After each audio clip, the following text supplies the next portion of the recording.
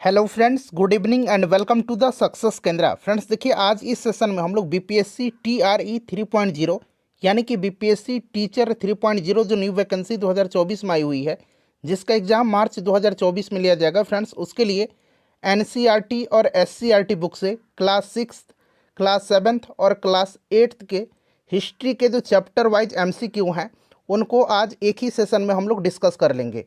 बड़ा ही important session रहने वाला है आपके एग्जाम के दृष्टिकोण से फ्रेंड्स, यानी कि बीपीएससी टीआरई 3.0 2024 के दृष्टिकोण से। इसीलिए सेशन को ध्यानपूर्वक देखिएगा। चैनल पर अगर आप पहली बार आए हैं तो चैनल को सब्सक्राइब कर लीजिए और जो बगल में बेल आइकन है, घंटी का निशान है, उसको भी ज़रूर दबा लीजिएगा, ताकि जब भी कोई भी इंपॉर्टेंट वीडियो बीपीएससी टीआरई 3.0 से संबंधित अपलोड किया जाए तो उसका नोटिफिकेशन सबसे पहले आपके पास पहुंच जाए। फ्रेंड्स सभी लोग प्लीज़ एक बार जल्दी से सेशन को लाइक कर दीजिए और इसका लिंक किसी भी एक ग्रुप में जहाँ कहीं भी आप हैं वहाँ पर फटाफट शेयर कर दीजिए। फ्रेंड्स आपसे मैं रिक्वेस्ट कर रहा हूँ, प्लीज़ सभी लोग एक बार सेशन को लाइक कर देंगे। चलिए फ्रेंड्स, अब सेशन आज का हम लोग स्टार्ट करते हैं। तो फ्रेंड्स जैसे मैंने आपको बताया है कि आज इस सेशन में हम लोग बीपीएससी टीआरई 3.0 यानी कि बीपीएससी टीचर 3.0 जो न्यू वैकेंसी 2024 में आई हुई है, फ्रेंड्स उसके लिए एनसीईआरटी और एससीईआरटी क्लास 6 टू क्लास 8 का जो हिस्ट्री बुक है उसके चैप्टर वाइज एमसीक्यू को आज हम लोग एक ही सेशन में तीनों क्लास के क्लास 6, 7 और 8 को हम लोग डिस्कस कर लेंगे। यहाँ पर आप देख सकते हैं एनसीईआरटी के कक्षा 6, 7 और 8 के पाठ्यक्रम पर आधारित चैप्टर वाइज एमसीक्यू इतिहास। अब देखिए फ्रेंड्स, पहले क्या है ना कि इसमें अलग अलग है। एनसीईआरटी के क्लास 6 का बुक का एमसीक्यू अलग है और फिर एससीईआरटी बुक का अलग है। तो पहले हम लोग क्या करेंगे कि क्लास 6 का पहले एनसीईआरटी का हिस्ट्री कवर कर लेंगे, फिर एससीईआरटी का हिस्ट्री कवर करेंगे। फिर उसी प्रकार से क्लास 7 का पहले एनसीईआरटी का हिस्ट्री एमसीक्यू कवर करेंगे, फिर हम लोग क्लास 7 के एससीईआरटी के हिस्ट्री के बुक को कवर करेंगे। फिर उसी प्रकार से क्लास 8 एनसीईआरटी पहले और फिर एससीईआरटी को बाद में कवर करेंगे। तो इस तरह से एक साथ आपका क्लास 6 का एनसीईआरटी एससीईआरटी हो जाएगा, फिर क्लास 7 का एनसीईआरटी एससीईआरटी हो जाएगा, फिर क्लास 8 का भी उसी प्रकार से एनसीईआरटी और एससीईआरटी एक साथ कवर हो जाएगा। चलिए जूम करता हूं ताकि आपको स्पष्ट दिखाई दे। अब यहाँ पर आप देख सकते हैं कक्षा 6 इतिहास, बुक का नाम है हमारे अतीत फर्स्ट, ठीक है ना, ये बुक का नाम है और ये पहला अध्याय है। अध्याय का नाम है क्या, कब, कहाँ और कैसे। चलिए अब जूम करता हूं ताकि आपको स्पष्ट दिखाई दे। फ्रेंड्स एक बार सभी लोग प्लीज़ सेशन को लाइक कर दीजिए। देखिए इस सेशन को बनाने में 4 से 5 घंटा का मेरा इंपॉर्टेंट समय लगा हुआ है। चलिए पहला प्रश्न पढ़ेंगे कि प्राचीन काल में लोग किस भाषा का प्रयोग करते थे। बताएंगे प्राचीन काल में लोग किस भाषा का प्रयोग करते थे। आंसर सबको कमेंट करते चलना है ताकि आपका रिवीजन होते चले। तो देखिए प्राचीन काल में लोग प्राकृत भाषा का प्रयोग करते थे, ठीक है ना। तो यहाँ पर प्राकृत भाषा ऑप्शन 4 राइट आंसर हो जाएगा। ऋग्वेद की भाषा कौन सी थी। ऋग्वेद की भाषा कौन सी थी, तो ऋग्वेद के बारे में आपको पता है। ऋग्वेद की रचना वैदिक संस्कृत में हुई है और यह सबसे प्राचीन वेद है ऋग्वेद, ठीक है ना। ऋग्वेद में कितने मंडल हैं, 10 मंडल हैं। इस चीज़ को आप जरूर याद रखिएगा, इसके बारे में हम लोग आगे भी डिस्कस करेंगे। 10 मंडल हैं और इसमें 1028 जो हैं ये क्या है, सूक्त हैं, ठीक है ना। चलिए तो यहाँ पर संस्कृत करेक्ट आंसर हो जाएगा। देखिए कृषि का आरंभ कितने वर्ष पूर्व माना जाता है। कृषि का आरंभ जो है कितने वर्ष पूर्व माना जाता है। कृषि का आरंभ नवपाषाण काल में हुआ था। एक प्रश्न तो ऐसे बनता है। देखिए कृषि की दृष्टि से नवपाषाण काल अत्यंत महत्वपूर्ण रहा है और नवपाषाण काल की जो अवधि है 7500 वर्ष ईसा पूर्व से 1710 वर्ष ईसा पूर्व तक मानी जाती है। यह माना जाता है कि नवपाषाण काल में 7500 वर्ष ईसा पूर्व के आसपास मध्य पूर्व, इजराइल, ईरान, इराक, जॉर्डन में कृषि आरंभ हुई थी, ठीक है ना। तो यहाँ पर देखिए ऑप्शन 1 राइट आंसर हो जाएगा। इसका आंसर कहीं कहीं आपको थोड़ा बहुत डिफरेंस भी मिलेगा, तो थोड़ा बहुत से आपको इन सब चीज़ों पर उतना ध्यान नहीं देना है। चलिए उसके बाद देखिए इंडिया शब्द किस शब्द से निकला है। इंडिया शब्द जो है यह किस शब्द से निकला है, तो इंडिया अर्थात इंडस। यूनानियों ने इंडस नदी जो था, सिंधु नदी, उसी के किनारे रहने वाले लोगों के लिए इंडिया शब्द का इस्तेमाल किया था। अतः भारत के लिए इंडिया शब्द यूनानियों की देन है। तो यहाँ पर इंडस यहाँ पर करेक्ट आंसर हो जाएगा। चलिए वर्ष की गणना किसकी जन्म तिथि से की जाती है, तो वर्तमान में वर्ष की गणना ईसाई धर्म के प्रवर्तक ईसा मसीह के जन्म तिथि से की जाती है। और आपको एडी और बीसी याद भी होगा, एडी और बीसी। एडी का मतलब ईसा मसीह के जन्म के बाद की तारीख से, जबकि बीसी का मतलब ईसा मसीह के जन्म से पहले है, ठीक है ना। तो यहाँ पर ऑप्शन नंबर 4 राइट आंसर हो जाएगा। चलिए, अतीत का अध्ययन करने वाला व्यक्ति क्या कहलाता है? अतीत का अध्ययन करने वाला जो व्यक्ति है ये इतिहासकार कहलाता है। इतिहासकार यहाँ पर करेक्ट आंसर हो जाएगा। चलिए फ्रेंड्स, अब अगला चैप्टर आ गया आखेट खाद्य संग्रह से भोजन उत्पादन। चलिए, वर्गाकार या आयताकार मकानों के अवशेष किस नौपाषाण स्थल से पाए जाते हैं? चलिए, सभी लोग आंसर कमेंट करिएगा कि वर्गाकार या आयताकार मकानों के अवशेष किस नौपाषाण स्थल में पाए जाते हैं। तो फ्रेंड्स, ये पाए जाते हैं मेहरगढ़ में। ठीक है ना, मेहरगढ़ जो है ये नौपाषाण स्थल है, इसको आप जरूर याद रखिएगा। ठीक है ना, मेहरगढ़ दक्षिण एशिया उसका सबसे पुराना नौपाषाण स्थलों में से एक है और यह पूर्व हड़प्पा काल के दौरान शुरू हुआ था। देखिए, पशुओं को पालतू बनाने की शुरुआत कब से हुई थी? सबसे पहले कुत्तों को पूर्वी एशिया में लगभग 15,000 वर्ष पूर्व पालतू बनाया गया था। फिर उसके बाद बकरियों और भेड़ों को 8,000 वर्ष जो है ईसा पूर्व एशिया में पालतू बनाया गया था।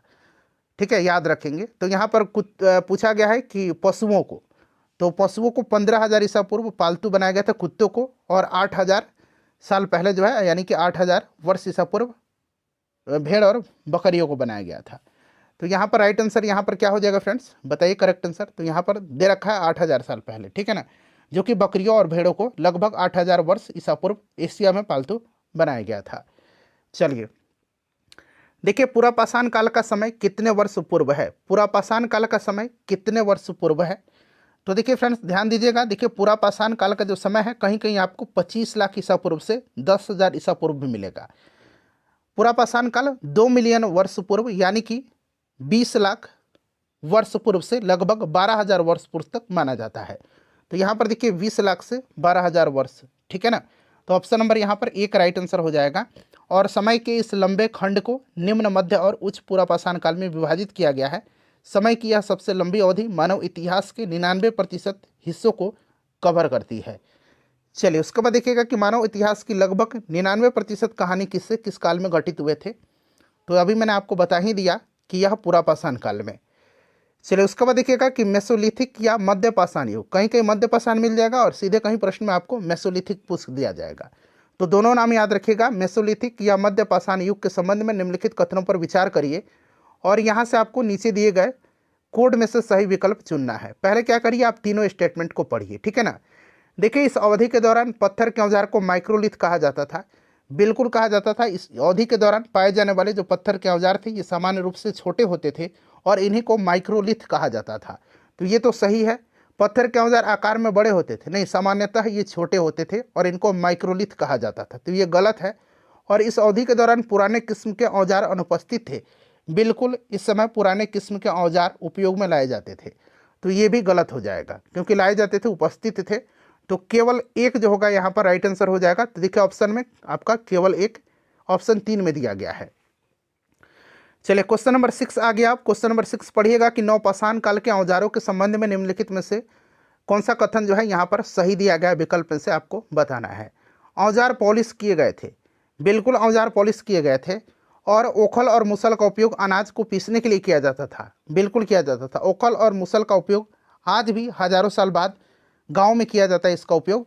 तो इस तरह से आप ध्यान रखेंगे। इसका राइट आंसर क्या हो जाएगा? यहाँ पर देखिए 1 और 2 दोनों यहाँ पर करेक्ट दिया गया है। चलिए, अब तीसरा चैप्टर आ गया आरंभिक नगर।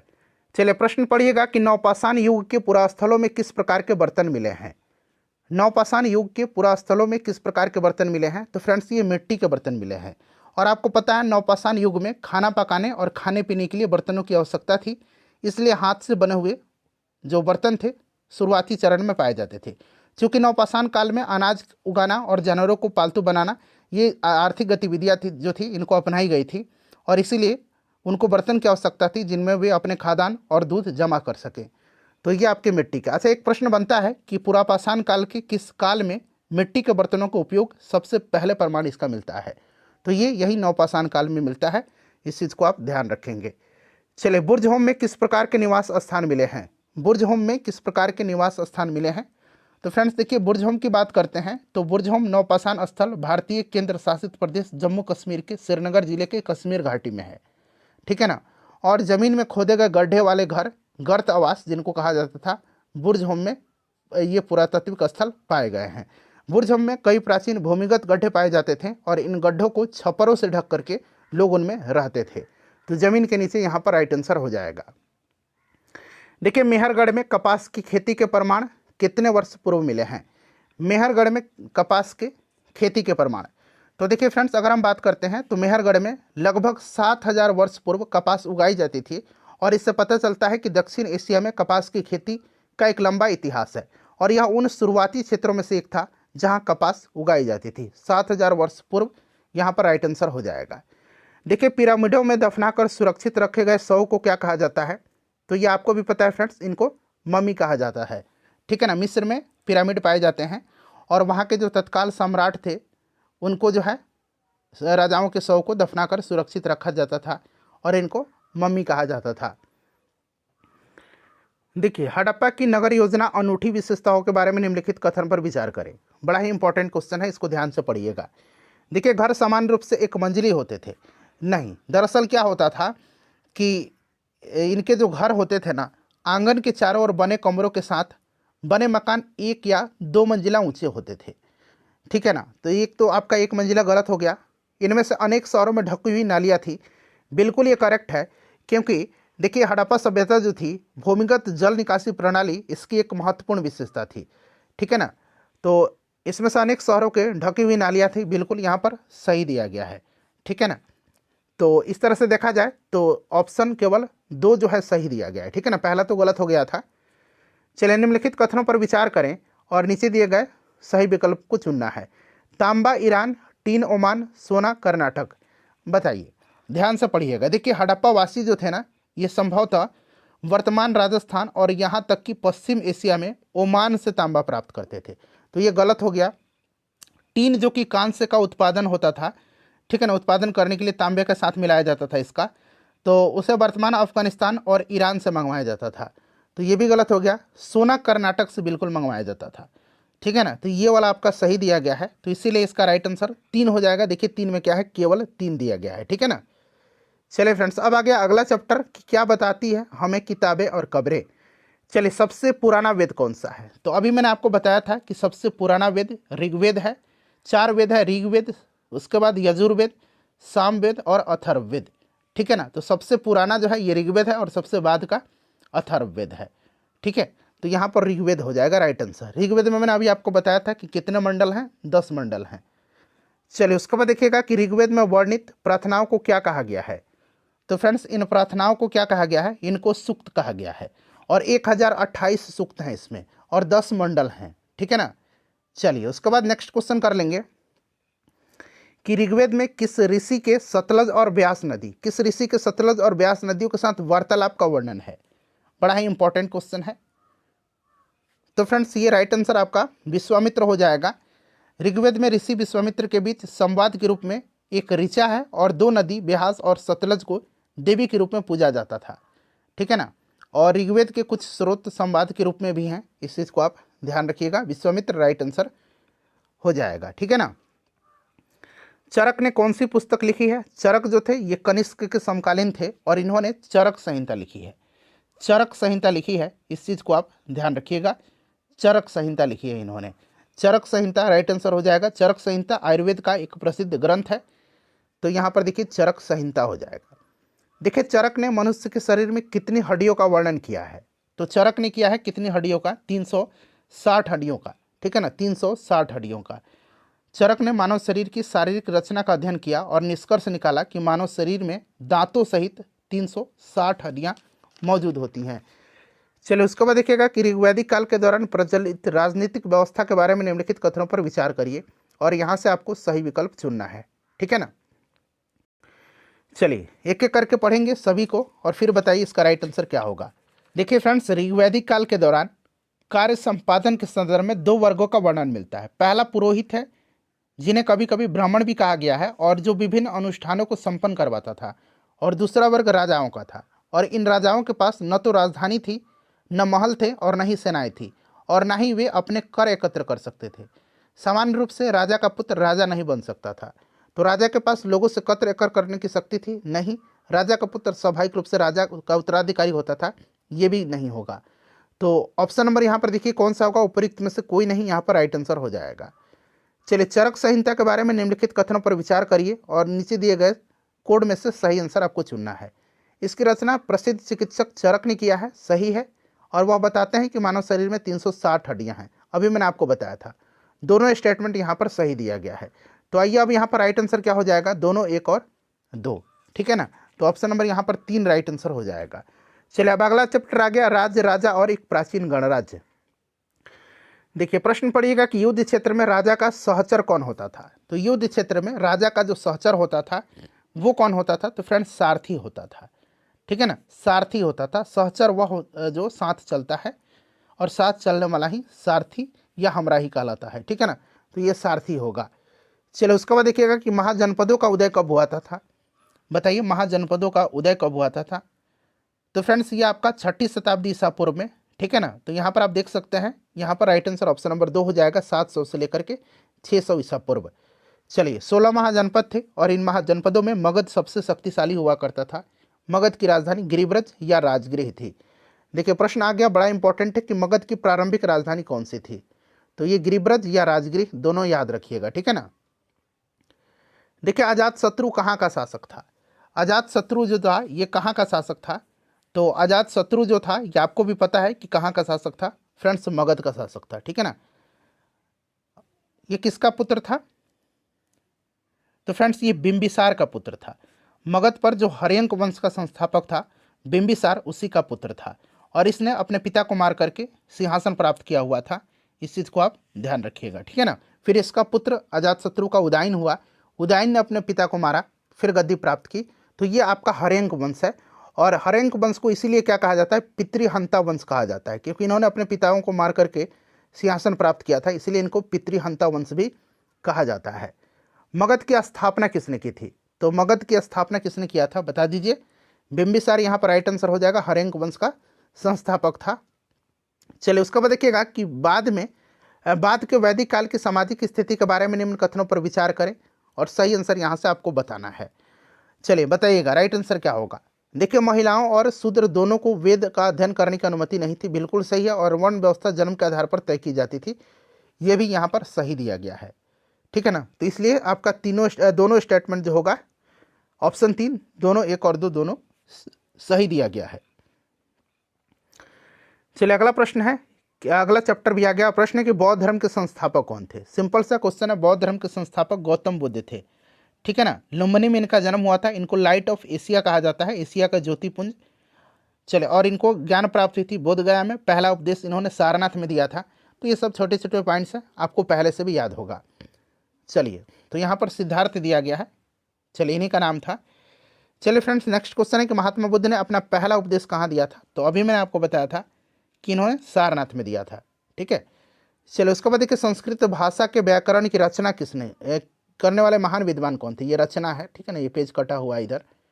तो ये पाणिनि थे, ठीक है। पाणिनि यहाँ पर राइट आंसर हो जाएगा, पाणिनि, ठीक है ना। अष्टाध्यायी इन्होंने व्याकरण का जो नाम है इनके अष्टाध्यायी है, जिसमें 8 अध्याय और लगभग 4 सहस्त्र सूत्र हैं, ठीक है ना।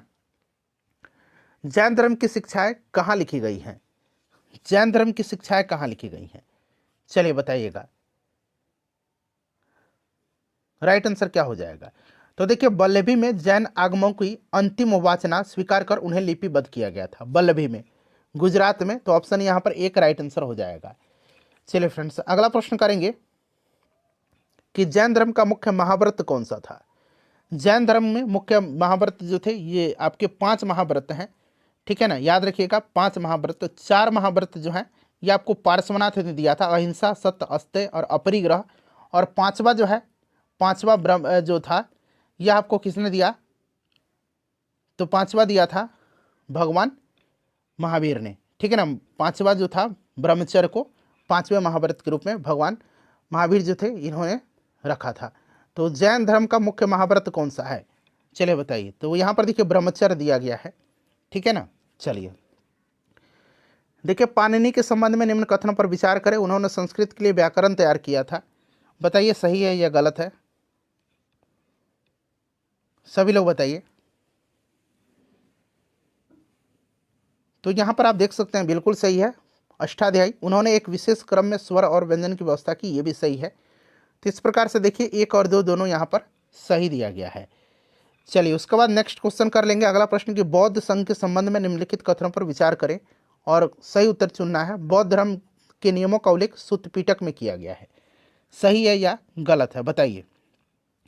बिल्कुल यहाँ पर ये सही दिया गया है और पुरुष और महिला दोनों के लिए अलग अलग शाखाएं थी, ये भी सही है। तो 1 और 2 दोनों यहाँ पर सही दिया गया है, ठीक है ना फ्रेंड्स। चलिए तो यहाँ पर ऑप्शन नंबर 2 इसका राइट आंसर, ऑप्शन नंबर 3 होगा, जो कि ऑप्शन नंबर 3 में 1 2 दोनों दिया गया है। देखिए आगे आपका 7वां चैप्टर, अशोक एक अनोखा सम्राट जिसने युद्ध का त्याग किया। अशोक ने युद्ध नीति को किस युद्ध के बाद त्याग दिया था? तो ये आपको भी पता होगा, ये कलिंग का युद्ध था। कलिंग का युद्ध था फ्रेंड्स, बड़ा इंपॉर्टेंट है, याद रखिएगा, कलिंग का युद्ध था, ठीक है। लगभग 261 ईसा पूर्व में कलिंग का युद्ध हुआ था, तो इसको आप ध्यान रखेंगे। चलिए तो यहाँ पर आपका कलिंग राइट आंसर हो जाएगा। उसके बाद देखिए मौर्य वंश का संस्थापक कौन था? तो मौर्य वंश का संस्थापक जो था ये चंद्रगुप्त मौर्य था। नंद वंश के आखिरी शासक धनानंद को पराजित करके इसने मगध पर मौर्य वंश की स्थापना किया था और इसका प्रधानमंत्री चाणक्य थे। इन्हीं की सहायता से इसने मौर्य वंश की स्थापना किया था। चलिए और इसका पुत्र कौन हुआ चंद्रगुप्त मौर्य का? बिंदुसार हुआ था, बिंदुसार। और बिंदुसार का पुत्र अशोक हुआ था, ठीक है ना, बिंदुसार का। देखिए अशोक के राजा बनने के कितने वर्ष बाद कलिंग युद्ध हुआ था? तो ये अपने राज्याभिषेक के 8वें वर्ष में हुआ था इसके, ठीक है ना। तो 8वां वर्ष यहाँ पर राइट आंसर हो जाएगा, ऑप्शन नंबर 4 करेक्ट आंसर हो जाएगा। अशोक के अधिकांश शिलालेख किस भाषा के हैं? तो फ्रेंड्स ये प्राकृत भाषा के हैं। किस भाषा के हैं? प्राकृत भाषा के हैं, याद रखिएगा, ठीक है ना, प्राकृत भाषा के हैं, इस चीज़ को आप ध्यान रखिएगा, ठीक है। चलिए ये प्राकृत भाषा के थे और ब्राह्मणी लिपि में भी लिखे गए थे, ठीक है। चलिए नेक्स्ट क्वेश्चन कर लेंगे। अगला प्रश्न है कि कलिंग का आधुनिक नाम क्या है? तो फ्रेंड्स ये उड़ीसा हो जाएगा। उसके बाद देखिए मौर्य काल के महत्वपूर्ण शहरों के बारे में निम्नलिखित कथनों पर विचार करें। कथन दे रखा है फ्रेंड्स कि तक्षशिला उत्तर पश्चिम का प्रवेश द्वार था। तक्षशिला साम्राज्य की उत्तर पश्चिमी सीमा पर था, इसीलिए इसे मध्य एशिया सहित उत्तर पश्चिम का प्रवेश द्वार माना जाता था, सही है। उज्जैन जो था ना, उज्जैन को उत्तर से दक्षिण की ओर का प्रवेश द्वार माना जाता है, तो ये दक्षिण भारत के मार्ग पर स्थित है, इसीलिए इसको उत्तर से दक्षिण का प्रवेश द्वार माना जाता है। दोनों सही है इसका, तो यहाँ पर ऑप्शन 3 राइट आंसर हो जाएगा। चलिए फ्रेंड्स अब अगला हमारा चैप्टर आ गया कि खुशहाल गांव और समृद्ध शहर। चलिए दक्षिण भारत यानी कि तमिल क्षेत्र में बड़े भूस्वामियों को क्या कहा जाता था? बड़ा ही इंपॉर्टेंट ये सब क्वेश्चन है, आपको नया दिख रहा होगा, बताइए। मॉडर्न हिस्ट्री का मैराथन क्लास मैंने कराया हुआ है, प्लेलिस्ट में आपको सबका लिंक मैंने दे दिया है, आप देख लीजिएगा। तो इनको बेल्लार कहा जाता था, ठीक है ना, इनको बेल्लार कहा जाता था, याद रखिएगा, बड़ा ही इंपॉर्टेंट है, ठीक है ना। और साधारण हल चलाने वाले जो उझावर थे, हल चलाने वाले को उझावर कहा जाता था, उझावर, ठीक है ना, यहाँ पर उझावर दिया गया है। और जो भूमिहीन मजदूर थे उनको क्या कहा जाता था? उनको कहा जाता था कदैसियार, कदैसियार कहा जाता था, ठीक है ना। चलिए उसके बाद नेक्स्ट क्वेश्चन कर लेंगे कि तमिल क्षेत्र में भूमिहीन मजदूर को क्या कहा जाता था? तो अभी मैंने आपको बताया था, इनको कदैसियार कहा जाता था। अगला प्रश्न है कि पुराने सिक्कों को क्या कहा जाता था? तो पुराने सिक्कों को कहा जाता था आहत सिक्का, ठीक है ना, आहत सिक्का इनको कहा जाता था, आहत सिक्का इनको कहा जाता था। चलिए नेक्स्ट क्वेश्चन है कि कुषाण वंश की दूसरी राजधानी कौन थी? कुषाण वंश का स्थापना किसने किया था? आप कमेंट करके ज़रा बताइएगा मुझे, ठीक है ना। कुषाण वंश की स्थापना किसने किया था? कुषाण वंश का सबसे प्रतापी शासक कनिष्क था, ठीक है फ्रेंड्स। और इसकी राजधानी जो कुषाण वंश की थी ये आपकी पेशावर हुआ करती थी, पुरुषपुर, और दूसरी राजधानी इन्होंने मथुरा को बनाया था, तो यहाँ पर मथुरा राइट आंसर हो जाएगा। चलिए उसके बाद नेक्स्ट क्वेश्चन कर लेंगे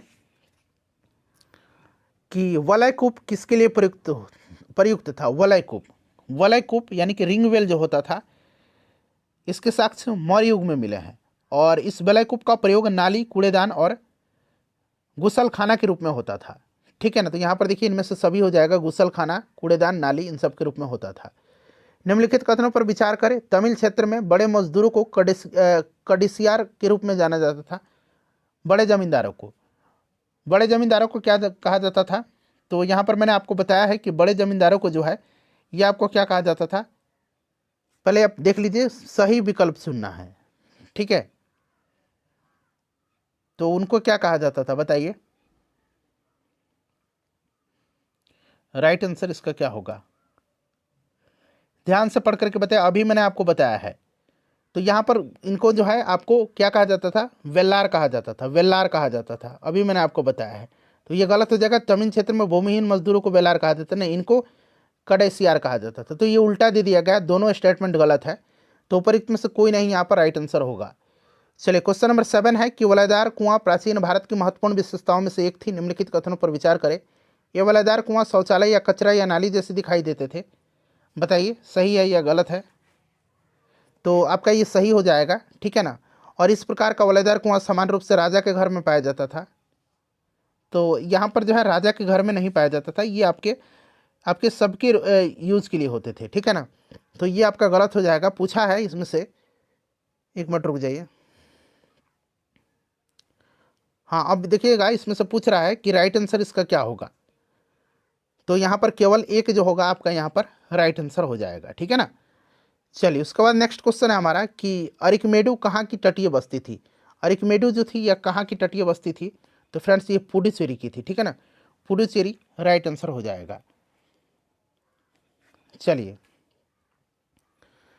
देखिए क्वेश्चन आपका अगला चैप्टर का आ गया, व्यापारी राजा और तीर्थयात्री। पांड्यों की राजधानी कहाँ थी, पांड्य शासकों की राजधानी कहाँ थी, तो इनकी राजधानी मदुरई थी। कहाँ थी, भारत के सुदूर दक्षिण में पांड्य साम्राज्य एक तमिल साम्राज्य था और 14वीं शताब्दी के मध्य तक पांड्य राजवंश की राजधानी मदुरई थी, याद रखिएगा, ठीक है ना। मदुरई राइट आंसर हो जाएगा। चलिए भारत आने वाले चीनी तीर्थयात्री कौन था, भारत आने वाला चीनी तीर्थयात्री, तो ये सभी थे, फाहियान, इत्सिंग, हेंसवांग, ये सभी थे।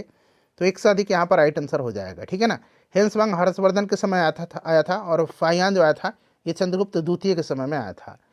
बौद्धिक धर्म का आरंभिक रूप क्या था, बौद्धिक धर्म का आरंभिक रूप क्या था, चलिए बताइए राइट आंसर क्या हो जाएगा बौद्ध धर्म का। तो ये यहाँ पर देखिए थेरवाद यहाँ पर करेक्ट आंसर हो जाएगा, ठीक है ना। थेरवाद बौद्ध धर्म की सबसे पुरानी और सबसे पारंपरिक शाखाओं में से एक है, थेरवाद का ये राइट आंसर हो जाएगा, ठीक है ना। चलिए सबसे प्रसिद्ध कुषाण राजा कौन था, तो कई बार मैंने आपको बता दिया, कनिष्क यहाँ पर राइट आंसर हो जाएगा, कनिष्क, ठीक है ना। चलिए कनिष्क राइट आंसर इसका हो जाएगा। अश्वघोष जो थे बुद्ध चरित्र जिन्होंने लिखा है बुद्ध चरितम, अश्वघोष इसी के समकालीन थे, ठीक है ना। चलिए और कनिष्क के समकालीन चरक भी थे, इन सब चीज़ को आप ध्यान रखिएगा। प्राचीन काल में रेशम मार्ग शब्द का अर्थ किससे था, रेशम मार्ग, बताइए राइट आंसर इसका क्या होगा, करेक्ट आंसर इसका क्या होगा बताइए। तो सभी ऑप्शन को पढ़ लीजिएगा, समुद्री मार्ग से तो था नहीं, ये था ये वाला ऑप्शन, चीन से अन्य देशों में रेशम वस्त्र ले जाने वाले व्यापारियों की यात्रा मार्ग, ये आपका रेशम मार्ग कहलाता था, सिल्क रोड कहलाता था, ठीक है ना। चलिए निम्न कथन पर विचार करें और सही आंसर बताना है। पुहार पांड्यों का बंदरगाह था, पुहार पांड्यों का बंदरगाह था, बताइए सही है या गलत है। तो देखिए पुहार जो था ना, पुहार पुहार ये आपका किसका बंदरगाह था, पुहार जो था ये आपका पांड्यों का नहीं, ये चोलों का था, ठीक है ना। तो ये आपका पुहार गलत हो जाएगा और मदुरई चोलों का बंदरगाह था। चोल चेर पांड्य इन सबके पास सत्ता के दो केंद्र थे, एक अंतर्देशीय और एक तटीय, ठीक है ना। तो यहाँ पर देखिएगा इसमें से अगर हम बात करें, पुहार और कावेरीपट्टनम यह चोलों का बंदरगाह था और मदुरई जो था ना ये आपके पांड्यों का था, पांड्यों की राजधानी मदुरई थी। तो ये आपका गलत है, तो दोनों गलत है, इसमें से उल्टा दिया गया है, तो कोई नहीं यहाँ पर राइट आंसर होगा। चलिए कुषाण शासक कनिष्क के बारे में निम्नलिखित कथन पर विचार करें और यहाँ से राइट आंसर आपको चुन करके बताने हैं। चलिए बताइएगा इसमें से करेक्ट आंसर क्या होगा। तो यहाँ पर देखिए उन्होंने एक बौद्ध परिषद का आयोजन किया था, बिल्कुल सही है, चौथा बौद्ध संगति इसी के समय में कश्मीर में आयोजित कराया गया था। अश्वघोष उनके दरबार में रहते थे, ये भी सही दिया गया है। अश्वघोष अभी मैंने बताया ना कि अश्वघोष ने बुद्ध चरितम की रचना की है, तो ये दोनों सही दिया गया है, इसीलिए आपका एक और दो दोनों सही हो जाएगा। देखिए भक्ति की अवधारणा के बारे में निम्नलिखित कथन पर विचार करें जो मौर्य काल के बाद विकसित होने लगी, मौर्य काल के बाद विकसित होने लगी, बताइए इसका राइट आंसर क्या होगा, मौर्य काल के बाद विकसित होने लगी, करेक्ट आंसर इसका क्या हो जाएगा। तो फ्रेंड्स यहाँ पर आप देखेंगे कि भक्ति की धारणा भगवत गीता में मौजूद है, ये बिल्कुल सही है। और शुरुआत में उच्च जाति के लोग भक्ति का मार्ग का अनुसरण करते थे, यहाँ पर ये आपका गलत दिया गया है, ठीक है ना। तो इसमें से आपका केवल एक राइट आंसर हो जाएगा, उच्च या निम्न जाति के लोग व्यक्ति जो है ये आपका भक्ति मार्ग का अनुसरण करते थे, तो ऐसा नहीं केवल उच्च जाति के लोग, तो ये गलत दिया गया है, पहला सही दिया गया है, तो केवल एक यहाँ पर राइट आंसर हो जाएगा। चलिए अगला चैप्टर आ गया, अध्याय 10, एक नए साम्राज्य और राज्य। ठीक है ना। चंद्रगुप्त द्वितीय के दरबार में कौन से प्रसिद्ध कवि थे? तो चंद्रगुप्त द्वितीय, जिसको कि विक्रमादित्य कहा जाता था, कालिदास इसी के समकालीन थे, इसी के दरबार में रहते थे। ठीक है ना, कालिदास याद रखिएगा। क्लियर। चलिए, मेघदूतम, अभिज्ञान शाकुंतलम, इनकी रचना कालिदास ने किया है। चलिए, हर्षचरित किसने लिखी है? हर्षचरित को वान भट्ट ने लिखा है। वान भट्ट हर्ष के दरबारी कवि थे, इस चीज को आप ध्यान रखिएगा। ठीक है ना। चलिए, उसके बाद देखिएगा समुद्रगुप्त के दरबारी कवि कौन थे? बड़ा ही इंपॉर्टेंट क्वेश्चन है। यह हरिसेन थे, हरिसेन। ठीक है ना, समुद्रगुप्त के दरबारी कवि हरिसेन थे। चलिए, उसके बाद देखिए विक्रमादित्य की उपाधि किसने धारण किया था? चंद्रगुप्त द्वितीय को विक्रमादित्य कहा जाता है, कई बार मैंने आपको बता भी दिया। चंद्रगुप्त द्वितीय राइट आंसर हो जाएगा। दक्षिणापथ के कितने शासकों ने समुद्रगुप्त के सामने समर्पण किया था? तो 12 शासकों ने, 12 शासकों ने किया था। ठीक है ना, तो यहाँ पर राइट आंसर आपका 12 हो जाएगा। ऑप्शन नंबर यहाँ पर 3 राइट आंसर हो जाएगा। ठीक है। चलिए, समुद्रगुप्त के सामने। नेक्स्ट क्वेश्चन कर लेंगे। अगला प्रश्न कि हर्षवर्धन के बारे में निम्नलिखित कथनों पर विचार करिए। उनके दरबारी वान भट्ट थे, बिल्कुल सही है। और वान भट्ट ने बुद्ध चरित्र को प्राकृतिक भाषा में लिखा है। बताइए ये सही है या गलत है? ये सही है या फिर गलत है? तो यहाँ पर ऑप्शन ही, बुद्ध चरित्र को अश्वघोष ने लिखा है, इस चीज़ को आप जानते भी हैं। ठीक है ना, तो पहला यहाँ पर सही हो जाएगा, तो केवल एक यहाँ पर इसका राइट आंसर हो जाएगा। चलिए, उसके बाद देखिएगा कि प्राचीन भारत में सार्थवाह का अर्थ क्या था? बताइएगा राइट आंसर क्या था? तो इसका मतलब होता था आपका व्यापारी समूह का नेता। ठीक है ना, व्यापारी समूह के नेता। चलिए, उसके बाद नेक्स्ट क्वेश्चन, नेक्स्ट चैप्टर आ गया हमारा इमारती चित्र और किताबें। देखिए, शिल्पाधिकारम की रचना किसने किया? बड़ा इंपॉर्टेंट क्वेश्चन है। इसकी रचना किया है इलांगो अडिगल ने किया है। ठीक है ना, ध्यान रखिएगा। शिल्पाधिकारम को तमिल साहित्य के प्रथम महाकाव्य के रूप में जाना जाता है, और इस महाकाव्य की रचना चोल वंश के शासक सेन गोटवन के भाई इलांगो अडिगल ने लगभग जो है ईसा की 2री-3री शताब्दी में किया था। उसके बाद देखिए, दक्षिणापथ के चारों ओर लगी रेलिंग क्या कहलाती थी? तो फ्रेंड्स, इसको कहा जाता था वेदिका। इसको क्या कहा जाता था? इसको वेदिका कहा जाता था। ठीक है, इसको वेदिका कहा जाता था। वेदिका राइट आंसर हो जाएगा। बड़ा ही इंपॉर्टेंट क्वेश्चन है, याद रखिएगा। कुतुब मीनार कहाँ स्थित है? कुतुब मीनार कहाँ स्थित है? सिंपल सा क्वेश्चन है। कुतुब मीनार जो है ये आपका नई दिल्ली में है। ठीक है, नई दिल्ली में है। नई दिल्ली यहाँ पर राइट आंसर हो जाएगा। इसकी नींव किसने रखी थी? कुतुबुद्दीन ऐबक ने। इसको पूरा करवाया था इल्तुतमिश ने। चलिए, मेघदूतम की रचना किसने किया है? तो मैंने बताया था मेघदूतम और अभिज्ञान शाकुंतलम कालिदास की रचना है। वेदों की पढ़ने की अनुमति किसे नहीं थी? बताएंगे राइट आंसर इसका क्या होगा? तो फ्रेंड्स, ये आपके स्त्रियों और शूद्रों को नहीं थी। 1 और 2 दोनों राइट आंसर हो जाएगा। प्रसिद्ध तमिल महाकाव्य मणिकमेलाई किसके द्वारा लिखी गई है? मणिकमेलाई। अभी शिल्पाधिकारम जो है इलांगो अडिगल के द्वारा लिखी गई है, और मणिकमेलाई के लेखक कौन है? तो इसको लिखा है सतनार ने। ठीक है, याद रखिएगा। चलिए, उसके बाद नेक्स्ट क्वेश्चन है कि आयुर्वेद स्वास्थ्य विज्ञान की एक प्रसिद्ध प्रणाली है जिसका विकास प्राचीन भारत में हुआ था। निम्नलिखित कथनों पर विचार करें। चरक और सुश्रुत आयुर्वेद के प्रसिद्ध चिकित्सक थे। बताइए सही है या गलत है? बिल्कुल सही है। ठीक है ना, ये प्रसिद्ध आयुर्वेदाचार्य थे। सुश्रुत ने सर्जिकल विधियों का विस्तृत वर्णन किया। बिल्कुल, यहाँ पर शल्य विधि का, इन्होंने शल्य चिकित्सा का, तो ये दोनों सही दिया गया। सुश्रुत शल्य चिकित्सा के जनक माने जाते हैं, इस चीज़ को आप ध्यान रखिएगा। ठीक है ना, तो आपका दोनों राइट आंसर दिया गया है। चलिए फ्रेंड्स, अब देखिए, अब आपको SCRT आ गया ना यहाँ से। अब SCRT की क्लास 6 का मैं हिस्ट्री आपको करवा देता हूँ।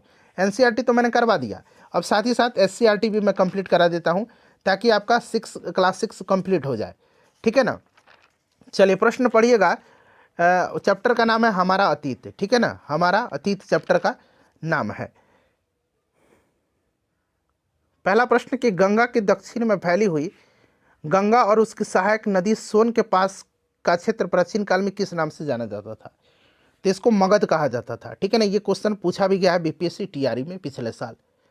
देखिए, उसके बाद देखिएगा खाली स्थान दिया गया है कि शुरुआत में कृषि का इतिहास विकसित हुआ था।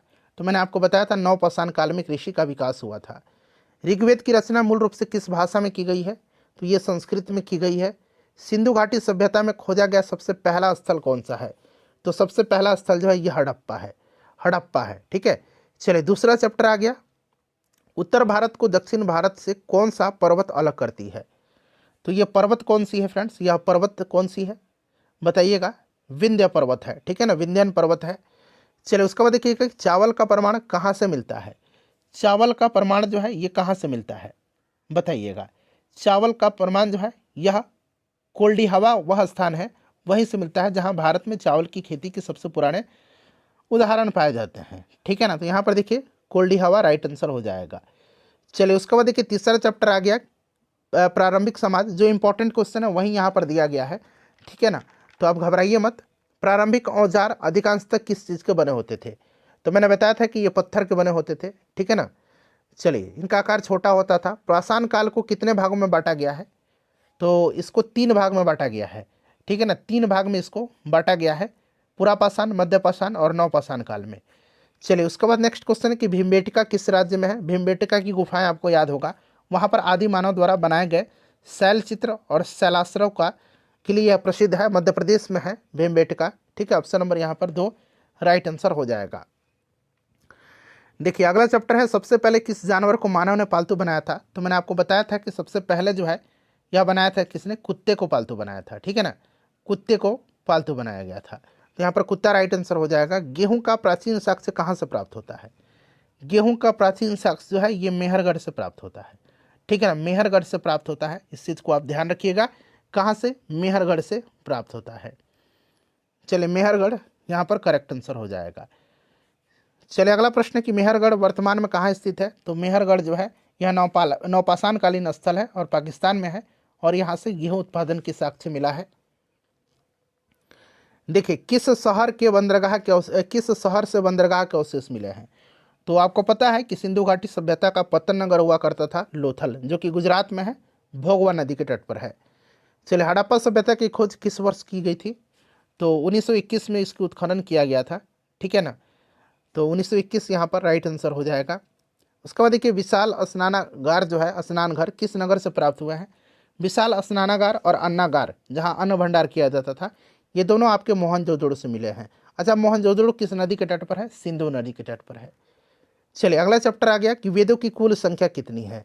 वेद कितने हैं फ्रेंड्स, तो वेदों की संख्या 4 है ना, ऋग्वेद, यजुर्वेद, सामवेद और अथर्ववेद। सबसे प्राचीन वेद, तो सबसे प्राचीन ऋग्वेद है। उसके बाद देखिए पुरुष सूक्त किस वेद में है। तो ऋग्वेद के 10वें बंडल में पुरुष सूक्त है, जिसमें 4 वर्ण का उल्लेख भी किया गया है, ठीक है। तो यह आपका ऋग्वेद के 10वें बंडल में है। चलिए इमाम गांव किस राज्य में स्थित है। इमाम गांव जो है यह किस राज्य में स्थित है, तो ये महाराष्ट्र में है इमाम गांव, ठीक है, इमाम गांव। चलिए उसके बाद नेक्स्ट क्वेश्चन है, इमाम गांव एक पुरातात्विक स्थल है और यह स्थल घोड़ नदी के तट पर स्थित है।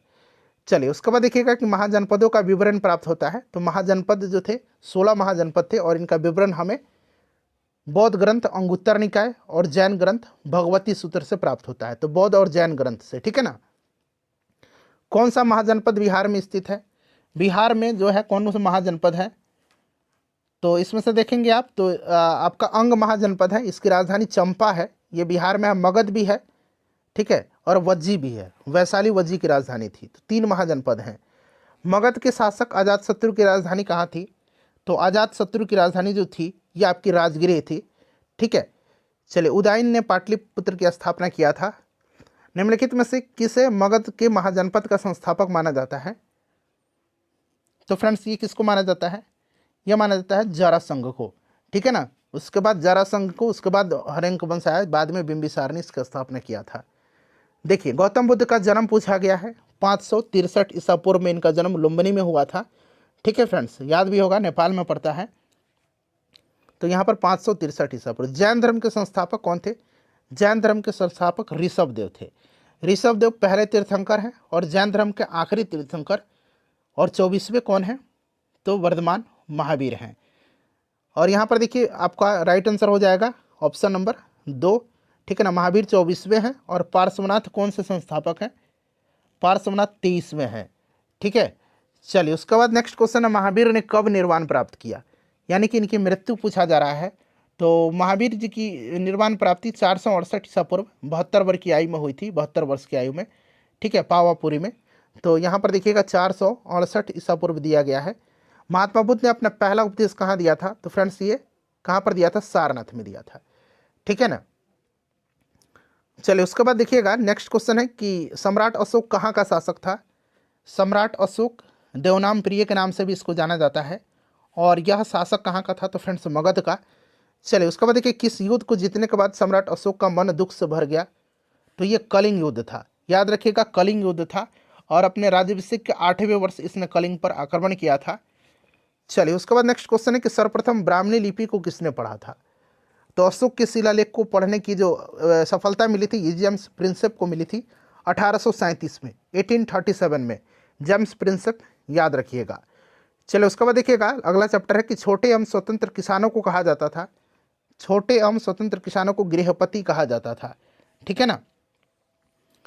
चलिए उसके बाद देखिएगा नेक्स्ट क्वेश्चन है सुदर्शन झील का निर्माण सबसे पहले किसने करवाया था? सुदर्शन झील का निर्माण जो है यह करवाया था चंद्रगुप्त मौर्य ने, ठीक है ना। गिरनार जो है गुजरात में पहाड़ी, वहीं पर करवाया था, इसको आप याद रखेंगे। चलिए तो यहाँ पर आपका चंद्रगुप्त मौर्य हो जाएगा। उसके बाद देखिए संगमकालीन व्यापारिक नगर कौन सा नहीं है? नहीं पूछा गया है, तो इसमें से अगर हम बात करें तो कन्याकुमारी नहीं है, पुहार, उरैर और तोंडी ये आपका संगमकालीन व्यापारिक स्थल है, ठीक है। चलिए फ्रेंड्स अगला चैप्टर आ गया सुदूर प्रदेशों से संपर्क। प्रसिद्ध यूनानी शासक कौन था इसमें से? तो ये मिनांडर था, ठीक है ना। नागसेन और मिनांडर का जो मिलिंद पन्हों में है वर्णन संवाद का, वो आपको पता भी है। कनिष्क की राजधानी तो ये पेशावर थी, ठीक है ना, पुरुषपुर जिसको कहा जाता था। दूसरी राजधानी मथुरा थी। शुंग वंश का संस्थापक कौन था? तो ये मौर्य वंश का आखिरी शासक जो बृहद्रथ था, इसकी हत्या करके के पुष्यमित्र शुंग ने शुंग वंश की स्थापना किया था। मौर्य वंश का अंतिम शासक पूछा जाता है बृहद्रथ था, ठीक है फ्रेंड्स। अब चलिए हमारा अब 6 समाप्त हो गया। क्लास 6 का एनसीईआरटी एससीईआरटी हिस्ट्री मैंने कंप्लीट करा दिया। अब आइए क्लास 7 का कर लेते हैं। देखिए हमारे अतीत पहला ये आपका बुक का नाम है, और पहला चैप्टर है ये अध्याय 1। देखिए खलीफाओं के प्रभुत्व को स्वीकार करने वाला मुस्लिम समुदाय कौन सा था? चलिए बताइए राइट आंसर इसका क्या होगा? सभी लोग आंसर कमेंट करिएगा, ठीक है ना। चलिए सभी लोग आंसर कमेंट करिएगा फ्रेंड्स, बताइए राइट आंसर क्या हो जाएगा? तो ये आपका हो जाएगा सुन्नी, ठीक है ना, याद रखेंगे सुन्नी राइट आंसर हो जाएगा। उसके बाद देखिएगा कि शिकस्त लिपि कैसे लिखी जाती थी? शिकस्त लिपि जो है ये कैसे लिखी जाती थी? तो फ्रेंड्स ये दाएं से बाएं लिखी जाती थी, ठीक है ना। शिकस्त लिपि दाएं से बाएं लिखी जाती थी, तो दाएं से बाएं हो जाएगा। उसके बाद देखिए भारतीय उपमहाद्वीप का मानचित्र कब बनाया गया? भारतीय उपमहाद्वीप का मानचित्र 1154 ईस्वी में अरब भूगोलवेता अल इदरीशी ने भारतीय उपमहाद्वीप का मानचित्र बनाया था।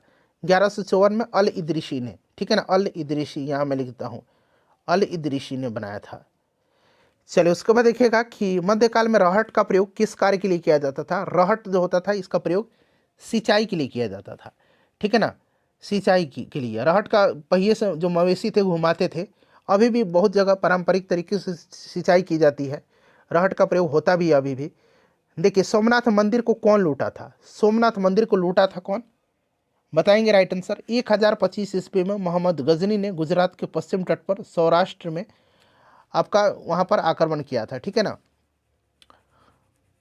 तो यहाँ पर सोमनाथ मंदिर का लूटा था मोहम्मद गजनवी ने। ऑप्शन नंबर यहाँ पर 1 राइट आंसर हो जाएगा, ठीक है। चलिए उसके बाद देखिएगा कि राज तरंगनी किसके द्वारा लिखी गई है? राज तरंगनी को लिखा है कलहन ने, ठीक है ना। इसमें कश्मीर के इतिहास का वर्णन मिलता है, तो कलहन राइट आंसर हो जाएगा। पृथ्वीराज रासो की रचना चंद्रवरदाई ने किया है।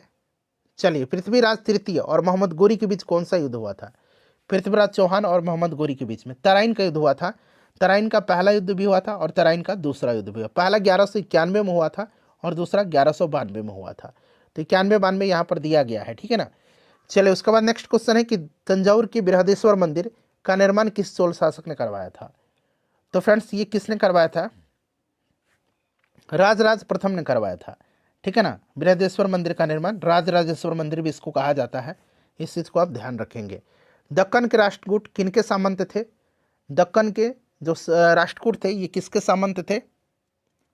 बताइए राइट आंसर क्या हो जाएगा? तो ये मूल रूप से बादामी के पश्चिमी चालुक्यों के ये सामंत थे, ठीक है ना। तो यहाँ पर कर्नाटक के चालुक्यों के। चलिए उसके बाद देखिए, राष्ट्रकूट शासक दंतीदुर्ग के बारे में निम्नलिखित कथन पर विचार करें और सही आंसर बताना है। दंतीदुर्ग के बारे में, राष्ट्रकूट का संस्थापक था दंतीदुर्ग, ठीक है ना। उसने चालुक्य शासक को उखाड़ फेंका था। बताइए सही है या गलत है।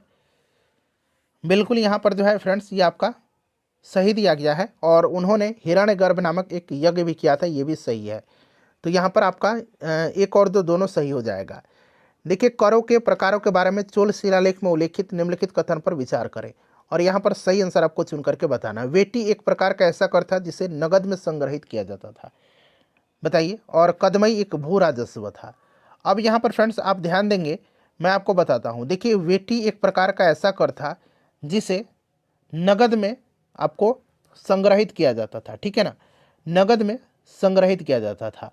और नगद में बल्कि इसको जबरन भी किया जाता था ना, तो नगद में संग्रहित नहीं, इसको जबरन किया जाता था, इसीलिए गलत है। नगद में इसको जबरन जो है ये आपको संग्रहित किया जाता था। और कदमई जो था ये भू राजस्व के रूप में जाना जाता है, तो ये वाला सही दिया गया, ये आपका नगद में नहीं जबरदस्ती लिया जाता था, इसीलिए यहाँ पर इसका राइट आंसर हो जाएगा केवल 2, ठीक है ना।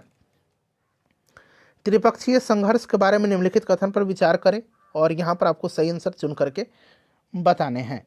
चलिए फ्रेंड्स बताइएगा राइट आंसर यहाँ पर क्या हो जाएगा।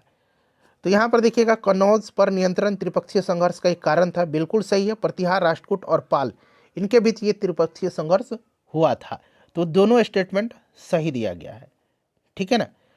तो यहाँ पर दोनों सही दिया गया है, तो आप देख लीजिएगा 1 और 2 दोनों सही है। चलिए उसके बाद देखिए, उत्तर मेरूर शिलालेख किसके बारे में जानकारी प्रदान करता है, बताइए। तो फ्रेंड्स यह चोल काल में जिस तरीके से सभा का आयोजन किया जाता था, इसमें उसका विस्तृत विवरण है।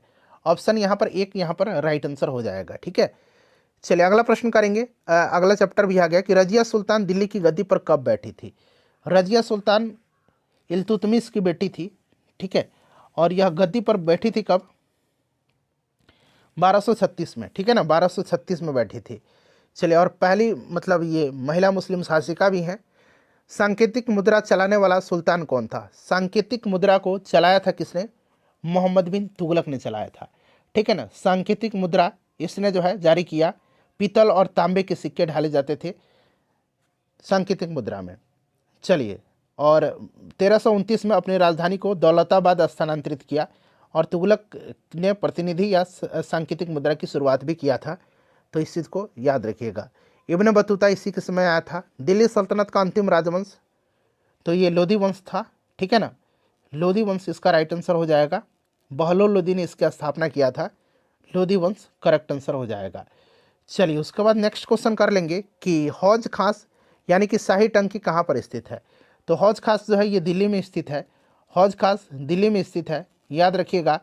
और सीरी का जो किला है, अलाउद्दीन खिलजी ने बनवाया था सीरी का किला, वहाँ के निवासियों को पानी की आपूर्ति करने के लिए पानी की बड़ी टंकी या जलाशय का निर्माण सबसे पहले इसी ने किया था, अलाउद्दीन खिलजी ने। और हौज खास का भी निर्माण किया था, दिल्ली राइट आंसर हो जाएगा। इब्न बतूता किस देश से भारत आया था। तो फ्रेंड्स यह 1333 में आया था, ठीक है ना, 1333 में, और यह मोरक्को का था, और ये आया था मोहम्मद बिन तुगलक के समय में। इसके पुस्तक का नाम रहला है, इसे भी आप याद रखिएगा। कुव्वत उल इस्लाम मस्जिद के बारे में निम्नलिखित कथन पर विचार करें। तो यह दिल्ली सुल्तान द्वारा निर्मित पहली सामूहिक मस्जिद थी। बताइए सही है या फिर गलत है, ये बताइए राइट आंसर इसका क्या होगा। तो फ्रेंड्स ये बिल्कुल सही दिया गया है, और इस मस्जिद के मीनार को अलाउद्दीन खिलजी ने बनवाया था। बताइए, इस मस्जिद का विस्तार इल्तुतमिश और अलाउद्दीन खिलजी ने करवाया था। इस मीनार के 2 सुल्तान कुतुबुद्दीन ऐबक और इल्तुतमिश द्वारा कराया गया था, ठीक है ना, तो कराया गया था इल्तुतमिश के द्वारा। तो यहाँ पर आपका केवल यहाँ पर कौन सा सही होगा फ्रेंड्स, 1 मिनट देख लिया जाए इसका आंसर क्या देना होना चाहिए। तो यहाँ पर छठा का 1 आंसर सही है, ठीक है ना। तो 1 में देखिए क्या दिया गया है, केवल 1 दिया गया है, ठीक है ना, केवल 1 राइट आंसर हो जाएगा। चलिए उसके बाद देखिएगा, मुगल साम्राज्य आ गया। अकबर के द्वारा इबादत खाना का निर्माण किस शहर में कराया गया था। तो इबादत खाना यानी कि पूजा घर हुआ करता था, और 1575 ईस्वी में अकबर ने फतेहपुर सीकरी में इसे बनाया था, ठीक है ना। तो फतेहपुर सीकरी राइट आंसर हो जाएगा। सभी ऑप्शन देख लीजिए। खुर्रम किसका पुत्र था। खुर्रम जो था ये किसका पुत्र था, खुर्रम जो पुत्र था ये किसका था। तो फ्रेंड्स यह शाहजहां का पुत्र था। शाहजहां का, पहले खुर्रम के नाम से शाहजहां को जाना जाता था, तो यहाँ पर ये जहांगीर का पुत्र था, ठीक है। शाहजहां का नाम था खुरम। चलिए उसके बाद नेक्स्ट क्वेश्चन है, किस मुगल शासक को जिंदा पीर कहा जाता है? जिंदा पीर और आलमगीर दोनों नाम याद रखिएगा। जिंदा पीर और आलमगीर ये औरंगजेब को कहा जाता है, ठीक है ना, औरंगजेब को कहा जाता है। चलिए किस जनजाति ने मुगल शासकों को 17 बार हराया था? किस जनजाति ने? तो यह जनजाति कौन थे? तो फ्रेंड्स यह अहोम थे, ठीक है ना। अहोम राइट आंसर हो जाएगा। 17 बार जो है राइट आंसर यहाँ पर अहोम हो जाएगा। चलिए अहोम करेक्ट आंसर हो जाएगा। उसके बाद देखिएगा कि बाबर ने भारत में मुगल शासन किस वर्ष स्थापित किया था? तो पानीपत का प्रथम युद्ध जो हुआ था 1526 में, इब्राहिम लोदी को हराया, फिर यहाँ पर भारत में मुगल सत्ता स्थापित किया था। चलिए मुगल सम्राट बाबर के बारे में निम्नलिखित कथनों पर विचार करें। वह 1494 में फरगना के सिंहासन पाने में सफल हुआ था। बताइए यह सही है या गलत है? बिल्कुल ये गलत सही दिया गया है। और 1526 में उसने दिल्ली के सुल्तान इब्राहिम लोदी को हराया था। ये भी दोनों स्टेटमेंट सही है, ठीक है ना। तो एक और दो दोनों यहाँ पर करेक्ट हो जाएगा। मुगलों की जागीर दिल्ली सुल्तानों में से किसके बराबर है? तो इसका राइट आंसर क्या हो जाएगा फ्रेंड्स? ये आपका हो जाएगा इक्ता, ठीक है। चलिए अगला चैप्टर आ गया, कुतुब मीनार की पहली मंजिल किसने बनवाई थी? कुतुब मीनार की पहली मंजिल किसने बनवाई थी? तो फ्रेंड्स कुतुबुद्दीन ऐबक ने करवाया था, ठीक है ना। और बाद में इसका निर्माण कार्य को पूरा कराया इल्तुतमिश ने, ठीक है। चलिए तो यहाँ पर आपका कुतुबुद्दीन ऐबक हो जाएगा। उसके बाद देखिएगा किस राजा ने कंदरिया महादेव के मंदिर का निर्माण करवाया था? बताइए। तो ये धंगदेव थे, धंगदेव। ऑप्शन नंबर यहाँ पर एक राइट आंसर हो जाएगा। बड़ा इंपॉर्टेंट क्वेश्चन है, इसको आप याद रखिएगा, ठीक है ना। मध्य प्रदेश के छतरपुर जिले में है यह। दिल्ली स्थित जामा मस्जिद का निर्माण किस मुगल शासक ने करवाया था? जामा मस्जिद और लाल किला का निर्माण ये किसने? शाहजहां ने करवाया था, ठीक है ना। तो शाहजहां आप याद रखिएगा। चलिए उसके बाद देखिएगा कि मुगल वास्तुकला से संबंधित पितरादुरा क्या है? पितरादुरा जो है यह क्या है? पितरादुरा एक अर्ध कीमती पत्थर है, इसके साथ एक अच्छी जड़ाई का काम किया जाता था। तो यहाँ पर राइट आंसर संगमरमर अथवा बलुआ पत्थर को अलंकृत करने का एक तकनीक है पितरादुरा, ठीक है। तो इस चीज़ को आप ध्यान रखिएगा। और जो शाहजहां का शासनकाल था उसी के दौरान जो है इसकी शुरुआत की गई थी। और शाहजहां के शासनकाल को मुगल वास्तुकला का स्वर्ण युग के रूप में भी जाना जाता है। हौज ए सुल्तानी किसके द्वारा बनवाया गया था? हौज ए सुल्तानी बताइए। तो फ्रेंड्स ये हौज ए सुल्तानी जो है ये बनवाया गया था किसके द्वारा? इल्तुतमिश के द्वारा, ठीक है ना। हौज ए सुल्तानी इल्तुतमिश के द्वारा बनवाया गया था। इल्तुतमिश ने दहली कुहना के बाहर एक बड़ा जलाशय का निर्माण करवाया था और इसे हौज ए सुल्तानी या राजा का जलाशय कहा जाता है। इल्तुतमिश राइट आंसर हो जाएगा। देखिए चर्च वाली गोथिक शैली का पहली बार निर्माण किया गया था। बताइए राइट आंसर इसका क्या होगा? तो फ्रेंड्स इसका करेक्ट आंसर फ्रांस हो जाएगा, ठीक है ना। फ्रांस में 12वीं शताब्दी में फ्रांस में चर्चों के निर्माण के प्रयास की शुरुआत हो चुकी थी, जो कि पहली इमारतों की तुलना में लंबे और हल्के थे। गोथिक के नाम से जाने जाने वाली इस स्थापत्य शैली को उच्च नुकीले मेहराबों के द्वारा प्रतिष्ठित किया गया था। चलिए उसके बाद देखिएगा अगला चैप्टर आ गया कि हम्पी नगर कौन सी नदी की घाटी में स्थित है? हम्पी तुंगभद्रा नदी के किनारे स्थित थी, ठीक है ना। इस चीज़ को आप याद रखेंगे। नदी के किनारे तो तुंगभद्रा नदी के किनारे थी, ठीक है ना। नदी घाटी यहाँ पर पूछा गया, तो कृष्णा और तुंगभद्रा, तो एक और दो यहाँ पर दोनों राइट आंसर हो जाएगा। प्रसिद्ध सूफी संत ख्वाजा मोइनुद्दीन चिश्ती की दरगाह कहाँ पर है? बताइए मोइनुद्दीन चिश्ती की दरगाह कहाँ पर है फ्रेंड्स? तो ये आपका राजस्थान में पड़ता है, अजमेर में, ठीक है। चलिए उसके बाद नेक्स्ट क्वेश्चन है कि बीदर के शिल्पकार किस जड़ाई के काम के लिए प्रसिद्ध थे? तो फ्रेंड्स ये चांदी और तांबा दोनों के लिए ये प्रसिद्ध थे। चलिए उसके बाद नेक्स्ट क्वेश्चन कर लेंगे। अगला प्रश्न है कि किसे मक्का का प्रस्थान द्वार कहा जाता है? ये क्वेश्चन पूछा भी गया है। तो सूरत को कहा जाता है मक्का का प्रवेश द्वार, ठीक है। तो यहाँ पर देखिए सूरत राइट आंसर हो जाएगा। देखिए हम्पी के वास्तु वैभव के संबंध में निम्नलिखित कथन पर विचार करें और यहाँ से आपको राइट आंसर चुन करके बताने हैं, ठीक है ना। यहाँ से आपको कोड में से राइट आंसर चुन करके बताने हैं। चलिए तो यहाँ पर देखिए आंसर मैं बता देता हूँ। पहले एक और दो दोनों यहाँ पर सही दिया गया है। अब एक एक करके आप पढ़ लीजिए। हम्पी कृष्णा तुंगभद्रा बेसिन में स्थित है, मैंने बता ही दिया था। और इसके निर्माण में किसी चूना पत्थर या किसी जोड़ने वाली मसाले का उपयोग नहीं किया गया था। तो ये दोनों स्टेटमेंट यहाँ पर सही दिया गया था, ठीक है। चलिए अगला चैप्टर आ गया कि गख्खर लोग के मुखिया कमाल खान गख्खर को बादशाह अकबर ने क्या बनाया था? तो बादशाह अकबर ने क्या बनाया था फ्रेंड्स? तो मनसबदार बनाया था, ठीक है, याद रखिएगा, मनसबदार बनाया था। चलिए उसके बाद देखिएगा कि उत्तर पश्चिम में रहने वाली शक्तिशाली जनजाति कौन सी थी, तो ये बलोच जनजाति थी उत्तर पश्चिम में, ठीक है ना, बलोच, याद रखिएगा, पश्चिम पाकिस्तान के बलूचिस्तान और ईरान के सिस्तान और बलूचिस्तान में बसने वाली एक जाति है। चलिए अगला प्रश्न है कि अकबर के प्रसिद्ध सेनापति राजा मानसिंह ने चेर लोगों पर हमला कब किया था। राजा मानसिंह ने 1591 में जो जनजाति झारखंड थी वहाँ पर चेर जनजाति, वहाँ पर हमला किया था, ठीक है ना। तो यहाँ पर आपका 1591 राइट आंसर हो जाएगा। अहोम राज्य के लिए जिन लोगों से जबरन काम लिया जाता था वे क्या कहलाते थे, तो फ्रेंड्स उनको पाइक कहा जाता था। उनको क्या कहा जाता था, उनको पाइक कहा जाता था। पाइक यहाँ पर करेक्ट आंसर हो जाएगा। मध्यकाल के दौरान गख्खर जनजातियों के बारे में निम्नलिखित कथन पर विचार करें और यहाँ से आपको राइट आंसर चुन करके फ्रेंड्स बताने हैं, ठीक है ना। चलिए अब आंसर कमेंट करिए आप लोग कि कौन सा सही है। देखिए गख्खर जनजातियों का प्रमुख कमाल खान गख्खर था बिल्कुल, जो कि अकबर के द्वारा इसे मनसबदार बनाया गया था। ये सही है, मुगल सम्राट जहांगीर द्वारा उसे मनसबदार बनाया गया, नहीं अकबर के द्वारा, तो ये गलत हो गया। तो पहला स्टेटमेंट सही है, तो केवल यहाँ पर आप देख सकते हैं केवल एक राइट आंसर हो जाएगा। चलिए अगला हमारा चैप्टर आ गया कि ईश्वर से अनुराग। गुरु गोविंद सिंह ने खालसा पंथ की स्थापना पूछा गया है कब किया था।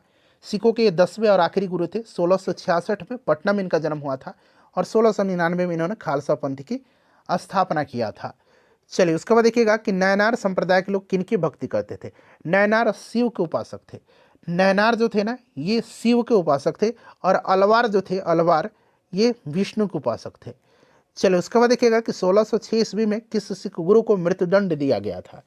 1606 में जो है मृत्युदंड किसको दिया गया था, तो जहांगीर के द्वारा मृत्युदंड दिया गया था गुरु अर्जुन देव को। सिखों के ये 5वें गुरु थे, ठीक है ना। चलिए गुरु अर्जुन देव को। नेक्स्ट क्वेश्चन कर लेंगे फ्रेंड्स। अगला प्रश्न है हमारा कि संग्राम शाह की उपाधि किसने धारण किया था। संग्राम शाह की उपाधि किसने धारण किया था, तो गोंड राजा जो था अमरदास उसी ने धारण किया था संग्राम शाह की उपाधि। चलो उसके बाद देख लीजिएगा कि मार्टिन लूथर ने बाइबल का अनुवाद किस भाषा में किया था। मार्टिन लूथर ने बाइबल का अनुवाद जो है यह किस भाषा में किया था, तो ये जर्मन भाषा में किया था, ठीक है, जर्मन भाषा में किया था। चलिए उसके बाद देखिएगा कि तुलसीदास ने रामचरितमानस की रचना किस भाषा में किया है, तो फ्रेंड्स इन्होंने अवधि में किया है, ठीक है ना, याद रखिएगा। चलो उसके बाद देखिए अलवार तथा नैनार संतों के बारे में कौन सा कथन सही दिया गया है। 63 नैनार और 12 अलवार संत थे, बताइए। तो ये आपका सही दिया गया है, ठीक है ना, तो यहाँ पर आपका ये सही दिया गया है, ठीक है ना। और दिव्य प्रभुधाम में नैनार के गीत संकलित किए गए हैं, नैनार के गीत संकलित किए गए हैं, तो ये उसमें नहीं किया गया, ये तेवरम और तिरुवक्कम में किया गया है, ठीक है ना, इस चीज़ को आप ध्यान रखेंगे। तो ये गलत दिया गया है, तो ये आपका गलत दिया गया है, तो केवल एक यहाँ पर राइट आंसर हो जाएगा मेरे ख्याल से। हाँ एक दिया भी गया है, ऑप्शन 1 में दिया गया है। चलिए क्वेश्चन नंबर 8 है, अब प्रश्न पढ़ेंगे। क्वेश्चन नंबर 8 में क्या कर रहा है कि सूफीवाद के ऋषि सिलसिले के बारे में। अब देखिए यहाँ पर कौन सा कथन जो है यहाँ पर सही दिया गया है। यह 15वीं और 16वीं शताब्दी के दौरान कश्मीर में फला फूला, सही है, और यह सिलसिला शेख नूरुद्दीन वली द्वारा स्थापित किया गया था, ये भी आपका सही है। तो इस प्रकार से दोनों स्टेटमेंट जो है यहाँ पर आपका सही दिया गया है, ठीक है ना, तो दोनों सही दिया गया है। तो देखिए दोनों आपका 1 और 2 में दिया गया है। चलिए अगला चैप्टर है क्षेत्रीय संस्कृति का निर्माण। दोचाला और चौचाला स्थापत्य शैली का संबंध किससे है। दोचाला और चौचाला, तो इसका संबंध बंगाल से है, ठीक है ना। मंदिरों की आकृति बंगाल की दोचाला या चौचाला छप्परदार जैसी होती थी, तो ये आपका बंगाल हो जाएगा। दोचाला का अर्थ 2 छत वाला होता था और चौचाला का अर्थ 4 छत वाला, ठीक है ना। चलिए उसके बाद देखिएगा कि मणि प्रवालम क्या है। मणि प्रवालम क्या है, तो मणि प्रवालम जो है एक प्रकार की लेखन शैली है जो केरल में प्रचलित थी। केरल में यह एक तरह की लेखन शैली है। चलिए उसके बाद देखिए राजस्थान के संदर्भ में चरण भाट कौन लोग हैं।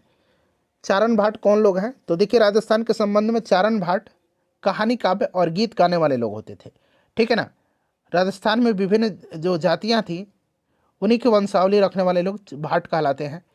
तो यहाँ पर ये कहानी काव्य गीत गाने वाले लोग। चलिए उसके बाद देखिएगा कि चित्रकला की बसोहली शैली का विकास किस जगह हुआ है। बसोहली शैली का विकास जो हुआ है किस जगह पर हुआ। बसोहली शैली लघु चित्रों की परंपरा में से एक लघु चित्र शैली है और हिमाचल में यहाँ पर इसका राइट आंसर हो जाएगा, ठीक है ना। चलिए हिमाचल प्रदेश में देखिए मंगल काव्य किस क्षेत्र से संबंधित साहित्यिक कृति है? तो ये बांग्ला साहित्य के मध्य युग में रचित एक विशेष प्रकार का धर्म विषयक आख्यान काव्य है। तो यहाँ पर देखिए बंगाल राइट आंसर इसका हो जाएगा। उसके बाद देखिए 14वीं शताब्दी में ग्रंथ जो है लीला तिलकम, ठीक है ना, के बारे में निम्नलिखित कथन पर विचार करिए और राइट आंसर आपको चुन करके बताना है लीला तिलकम के बारे में। चलिए अब यहाँ पर देखेंगे फ्रेंड्स, तो यह मलयालम में लिखी गई एक पहली साहित्यिक पुस्तक है जो व्याकरण और काव्य से संबंधित है। बिल्कुल यहाँ पर जो है ये आपका सही दिया गया है, ठीक है।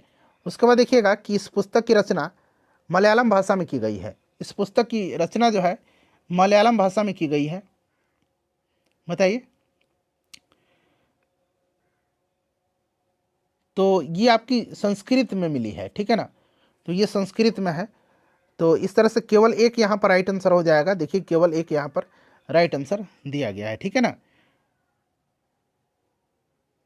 चलिए मलयालम की पहली साहित्यिक रचना जरूर है, लेकिन प्रत्यक्ष रूप से ये संस्कृत की ऋणी है, ठीक है।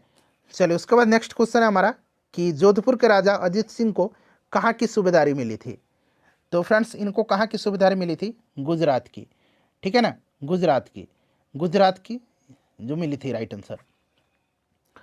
बंदा बहादुर को कब मार दिया गया था? बंदा बहादुर को कब मार दिया गया था? बंदा बहादुर को कब मार दिया गया था, बताइए। तो देखिए बंदा बहादुर को जो है ना, ये फर्रुखसियर के आदेश पर इसको बहुत प्रताड़ित करके मुगलों ने 1716 में मारा था। तो यहाँ पर देखिए 1716 दिया गया है। नादिर शाह ने दिल्ली पर कब आक्रमण किया था? नादिर शाह ने आक्रमण कब किया था? तो 1739 में किया था, ठीक है ना। और समय शासक मोहम्मद शाह रंगीला था, इस चीज को याद रखेंगे, ठीक है ना। नादिर शाह को ईरान का नेपोलियन कहा जाता है। चलिए यही आक्रमण किया था और जो शाहजहां का मयूर सिंहासन था जिसको तख्ते ताउस कहा जाता था, वो और कोहिनूर हीरा अपने साथ ले गया था। जाटों ने अंबर और आगरा की शैलियों की समन्वय करते हुए एक विशाल बाग भवन कहाँ बनवाया? बताइए राइट आंसर इसका। तो फ्रेंड्स ये दीग में बनवाया था, ठीक है ना, यहाँ पर दीग राइट आंसर हो जाएगा। चलिए यहाँ पर देखिएगा कि आपका सही विकल्प आपको चुनना है सिंधिया ग्वालियर। बताइए राइट है, सही है या गलत है, बताइए। बिल्कुल सही है। और गायकवाड़ बदौड़ा भोसले नागपुर, ठीक है ना, तो सभी सही है यहाँ पर। चलिए फ्रेंड्स अब हम लोग क्लास जो 7th है ना उसका एनसीईआरटी तो हमने कंप्लीट कर लिया। एनसीईआरटी हमने क्लास 7th का कंप्लीट कर लिया। अब हम लोग एससीईआरटी कंप्लीट करते हैं। कौन सा है? एससीईआरटी करते हैं। एक साथ मैं आपको एनसीईआरटी और एससीईआरटी एक कक्षा का करवा दे रहा हूँ। देखिए कक्षा 7 इतिहास और ये एससीईआरटी है। देखिए बैकटपुर का शिव मंदिर किसने बनवाया है? बताइए राइट आंसर क्या होगा। तो फ्रेंड्स ये बनवाया है किसने? मानसिंह ने बनवाया है। बैकटपुर में शिवलिंग रूप में भगवान शिव के साथ माता पार्वती भी विराजमान है और ये बनवाया है किसने? तो राइट आंसर हो जाएगा मानसिंह ने बनवाया है, ठीक है ना, मानसिंह ने बनवाया है। और इसका जीर्णोद्धार अकबर के नवरत्नों में से एक मानसिंह ने करवाया था। चलिए पांडुलिपि आमतौर पर किस पर लिखी जाती थी? पांडुलिपि किस पर लिखी जाती थी? तो ये ताड़ के पत्तों पर लिखी जाती थी, ताड़ के पत्तों पर। तो यहाँ पर देखिए ऑप्शन नंबर 4 राइट आंसर हो जाएगा, ताड़ के पत्तों पर।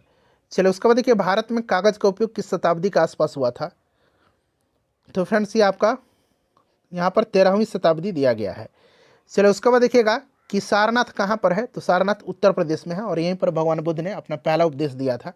विक्रमशिला विश्वविद्यालय का निर्माण तो पाल वंश के शासक किसने करवाया था? धर्मपाल ने करवाया था। और नालंदा का कुमारगुप्त ने करवाया था, गुप्त वंश के शासक। पाल वंश का संस्थापक कौन था?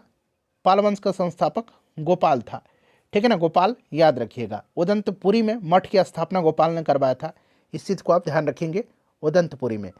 चलिए उसके बाद देखिए तुर्कों ने दिल्ली सल्तनत की स्थापना कब किया था? तो ये कब किया था फ्रेंड्स, बताएंगे राइट आंसर क्या हो जाएगा। तो कुतुबुद्दीन ऐबक ने किया था। और कुतुबुद्दीन ऐबक किसका गुलाम था? जरा आप मुझे कमेंट करके बताएंगे। इसी ने किया था। कब? तो फ्रेंड्स 13वीं शताब्दी में 1206 में गुलाम वंश की स्थापना किया था इसने। प्रारंभिक तुर्क शासक किसका था? तुर्क शासक कौन था? तो फ्रेंड्स यह कुतुबुद्दीन ऐबक था। उसके बाद देखिएगा कि दिल्ली के किस सुल्तान ने नहरों का निर्माण करवाया था? नहरों का निर्माण करवाया था फिरोज शाह तुगलक ने, ठीक है ना, फिरोज शाह तुगलक ने करवाया था। 5 बड़ी नहर इन्होंने यमुना नदी से हिसार तक जो है यमुना नदी से निकाली थी। चलिए उसके बाद देखिए 1580 में किसने टकसाल स्थापना किया था? तो टकसाल स्थापित किया था अकबर ने। अकबर ने किया था, ठीक है ना, टकसाल।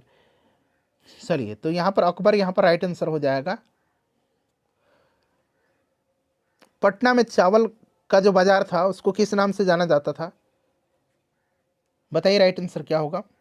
तो फ्रेंड्स इसको चौहट्टा के नाम से जाना जाता था, ठीक है, चौहट्टा के नाम से। चलिए निम्न में से कौन एक तीर्थ स्थल है इसमें से? तो तिरुपति एक तीर्थ स्थल है, ये दक्षिण भारत में पड़ता है तिरुपति। यहाँ पर भगवान विष्णु का रूप वेंकटेश्वर भगवान जो है उन्हीं को समर्पित है यह मंदिर। शिव की उपासना करने वाले संतों को नैनार कहा जाता था और जो वैष्णव के थे उनको अलवार कहा जाता था। चलिए शंकराचार्य का जन्म कहाँ हुआ था? शंकराचार्य का जन्म जो है ये कहाँ पर हुआ था? तो 708 ईस्वी में कालड़ी अथवा कासल नामक ग्राम में हुआ था, ठीक है ना। और ये केरल राज्य में के एर्नाकुलम जिला में पड़ता है। तो यहाँ पर केरल राइट आंसर हो जाएगा। शंकराचार्य ने कितने मठ स्थापित किए थे? तो आदि शंकराचार्य ने 9वीं शताब्दी में भारत की चारों दिशाओं में 4 मठों की स्थापना किया था।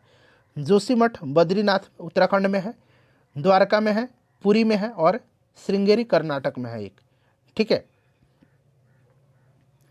चलिए उसके बाद देखिएगा कि क्षेत्रीय संस्कृतियों का उत्कर्ष, क्लियर ना। चलिए आप पढ़िए। विद्यापति एक प्रसिद्ध कवि थे। तो विद्यापति जो थे ये आपके मिथिला के, ठीक है ना, इनको मैथिल कोकिल भी कहा जाता है, इस चीज़ को आप ध्यान रखिएगा। तुलसीदास ने रामचरितमानस की रचना किस भाषा में किया है? तो अवधि में किया है। अभी मैंने आपको बताया भी था कि इन्होंने अवधि में किया है। सूरदास किसके भक्त थे? तो भगवान कृष्ण के थे ये सूरदास। चलिए उसके बाद देखिएगा कि सर यदुनाथ सरकार थे। तो ये थोड़ा सा हटके है ये प्रश्न, तो आपको भी थोड़ा सा दिक्कत हो रहा होगा। ये भारतीय मुगल काल के इतिहास लेखन के क्षेत्र में उनका अकादमिक योगदान जो है बड़ा ही उल्लेखनीय है। तो ये एक इतिहासकार हैं। देखिए सर यदुनाथ सरकार को कब पटना कॉलेज के इतिहास विभाग के विभागाध्यक्ष बनाया गया था? 1923 में इनको बनाया गया था। प्रोफेसर सैयद हसन अस्करी का जन्म कहाँ हुआ था?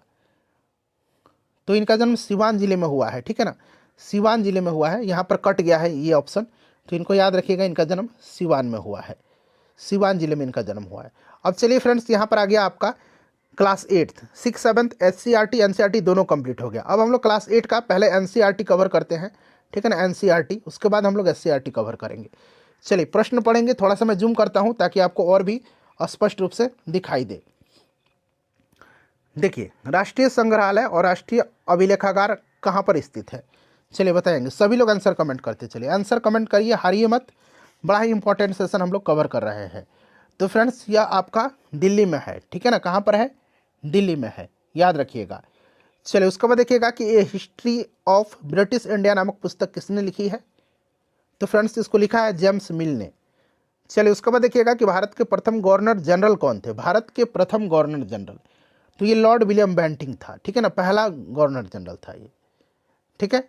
और ये आपका आखिरी वायसराय कौन था? बताइए, आप लोग कमेंट करिएगा, ठीक है ना। चलिए भारत में पहली जो है क्रांति कब हुई थी? तो ये सिंपल सा क्वेश्चन है, बताइए। 1857 में, 1857 राइट आंसर होगा, ठीक है ना फ्रेंड्स। चलिए वारेन हेस्टिंग प्रथम गवर्नर जनरल कब बना था? तो ये बना था 1773 में। कब बना था फ्रेंड्स? तो याद रखिएगा 1773 में बना था, ठीक है ना, 1773 में भारत का गवर्नर जनरल बना था। और उसने जो दोहरी प्रणाली थी उसको समाप्त भी किया था। 1784 में कलकत्ता में विलियम जोन्स के साथ एशियाटिक सोसाइटी ऑफ बंगाल की भी स्थापना किया था विलियम जोन्स ने। इस चीज़ को आप ध्यान रखिएगा, ठीक है ना फ्रेंड्स। चलिए देखिए महत्वपूर्ण दस्तावेजों को बचा करके रखने की जगह को क्या कहते हैं?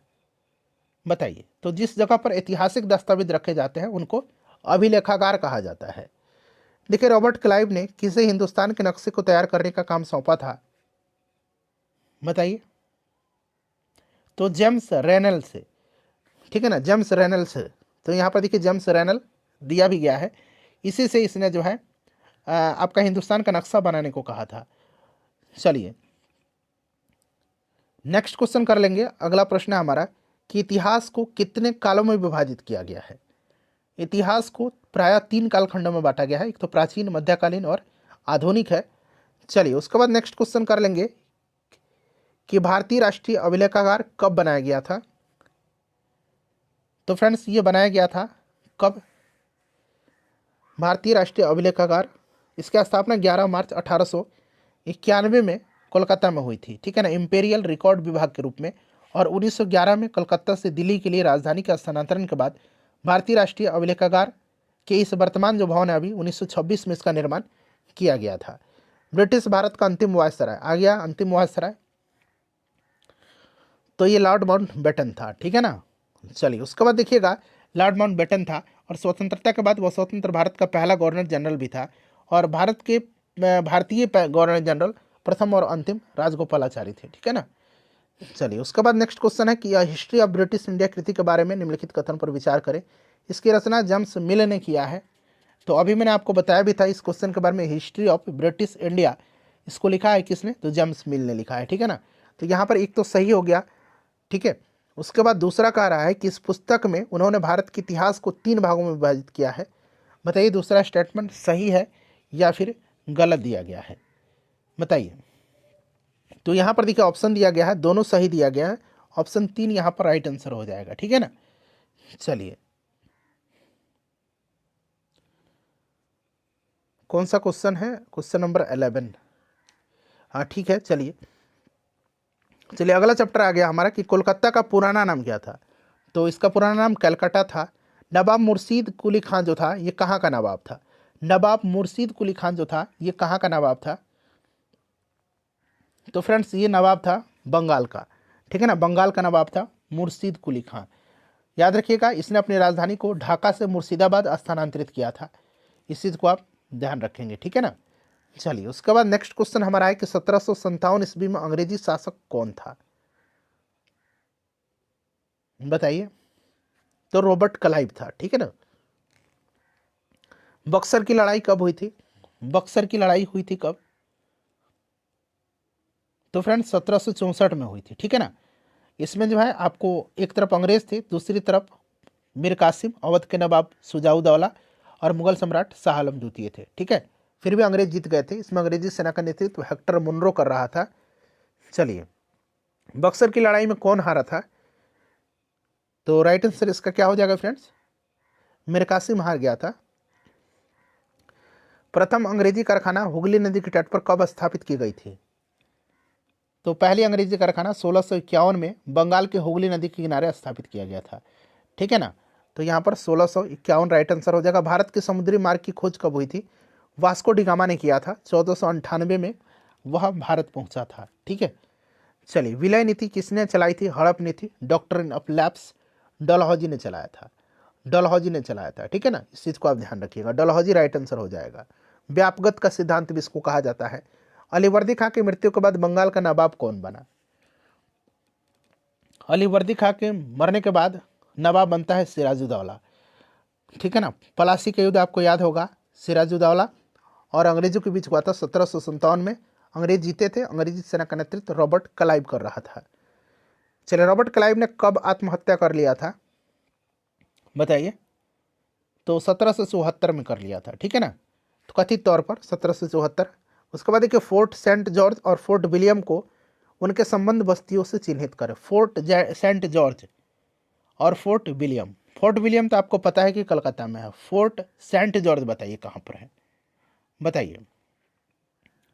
तो फ्रेंड्स ये मद्रास में है और कलकत्ता राइट आंसर हो जाएगा, ठीक है ना। चलिए उसके बाद नेक्स्ट क्वेश्चन कर लेंगे कि मैसूर राज्य के बारे में निम्नलिखित में से कौन सा कथन सत्य नहीं है? सत्य यहाँ पर नहीं है, ये आपसे पूछा जा रहा है। बताइए एक एक करके सभी को मैं आपको बता रहा हूँ और बताइए इसमें से कौन सा सही नहीं है। तो देखिए चौथा आंग्ल मैसूर युद्ध के बाद मैसूर के एक बड़े भाग को अंग्रेजों ने अपने राज्य में मिला लिया। बताइए राइट आंसर इसका क्या हो जाएगा? तो देखिए टीपू का जो राज्य क्षेत्र था, चौथा जो आंग्ल मैसूर युद्ध हुआ था उसमें टीपू सुल्तान मारा गया था, तो उसको ब्रिटिश और हैदराबाद के निजाम के बीच विभाजित किया गया था। और मैसूर के नए शासक के साथ अंग्रेजों ने एक नई सहायक संधि पर हस्ताक्षर भी किया था। तो यहाँ पर देखिए सहायक संधि, मैसूर ने ब्रिटिश के साथ एक सहायक संधि किया था और ब्रिटिश रेजिडेंट को मैसूर दरबार में तैनात कर दिया गया था। तो यहाँ पर आप देखेंगे कि 1 और 2 दोनों राइट आंसर इसका हो जाएगा, ठीक है ना। चलिए उसके बाद देखिएगा अगला चैप्टर आ गया हमारा कि ब्रिटेन के प्रसिद्ध कवि और कलाकार कौन थे, बताइएगा राइट आंसर। तो फ्रेंड्स ये आपके विलियम मॉरिस थे। कौन थे? William Morris. ठीक है, यह एक कपड़ा डिजाइनर, कवि, कलाकार, ये सब था। चलिए उसके बाद देखिएगा कि नील की खेती की दो मुख्य तरीका कौन सा था, नील की खेती का। तो नील की खेती का दो मुख्य तरीका जो था यहाँ पर आपका दिया गया है, निजी भी था और रैयती भी था। ठीक है ना, ऑप्शन 3 राइट आंसर हो जाएगा। जबरन खेती में कौन सी फसलें आती थी? तो जबरन खेती में आपका इनमें से सभी आ जाएगा। मॉरिस कॉटन की छपाई कहाँ पर होती थी? मॉरिस कॉटन की छपाई कहाँ पर होती थी? तो फ्रेंड्स ये इंग्लैंड में होती थी। ठीक है ना, इंग्लैंड में होती थी मॉरिस कॉटन की छपाई। चलो उसके बाद देखिए गांव के मुखिया से भू राजस्व लेना क्या कहलाता था? तो फ्रेंड्स इसको महालवाड़ी कहा जाता था। ठीक है ना, महालवाड़ी कहा जाता था। महालवाड़ी राइट आंसर हो जाएगा। चलिए उसके बाद नेक्स्ट क्वेश्चन है कि महालवाड़ी को कब लागू किया गया था? महालवाड़ी प्रणाली को लागू कब किया गया था? 1822 में हॉल्ट मैकेंजी के द्वारा इसको पेश किया गया था। ठीक है ना, हॉल्ट मैकेंजी, नाम याद रखेंगे, प्रश्न बनता है। रैयतों को कम करने से कम कितने प्रतिशत भूमि पर नील उगाना पड़ता था, बताइए। तो ये 25% यहाँ पर हो जाएगा राइट आंसर इसका। ठीक है, चलिए 25%। चलिए नेक्स्ट क्वेश्चन कर लेंगे। अगला प्रश्न है हमारा कि भारत में किस प्रदेश में 1770 में भयंकर अकाल पड़ा था? भयंकर अकाल पड़ा था बंगाल में। कहाँ पर? बंगाल में पड़ा था, बंगाल में, याद रखिएगा।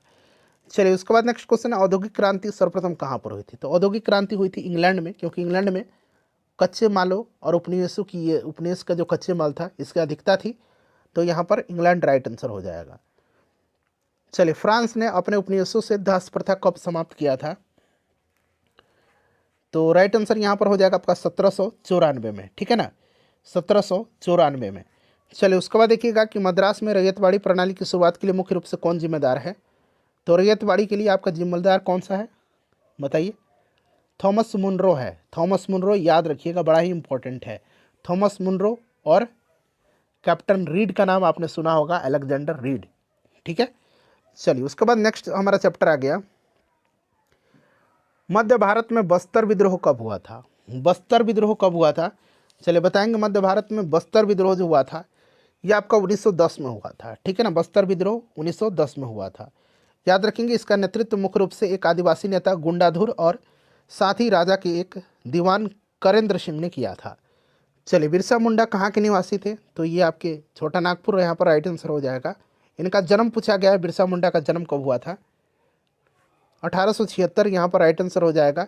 चलो उसके बाद देखिएगा कि मुंडा विद्रोह के बारे में निम्न कथन पर विचार करें और गलत कथनों को चिन्हित करना है। गलत कथन को इसमें से आपको चिन्हित करना है। ठीक है ना, इसमें से आपको गलत कथन को चिन्हित करना है।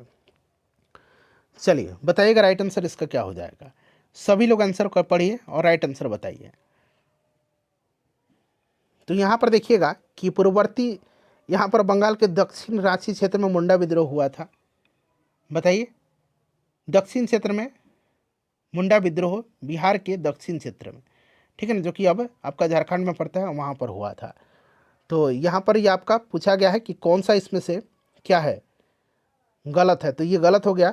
यह 1899-1900 में हुआ था, सही है। उन्होंने नए धर्म की स्थापना की जिसे वीरसाइद कहा जाता है, यह भी एक सही दिया गया है। ठीक है ना, तो पूछा गया कि गलत कौन सा था, तो ये पहला आपका गलत है।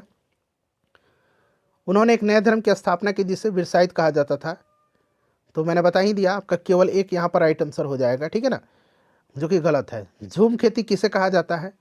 तो झूम खेती किसको कहा जाता है, बताइए। स्थानांतरित कृषि को कहा जाता है। ठीक है ना, चलिए मुंडा जनजाति समूह कहाँ पर है? तो ये छोटा नागपुर राइट आंसर हो जाएगा।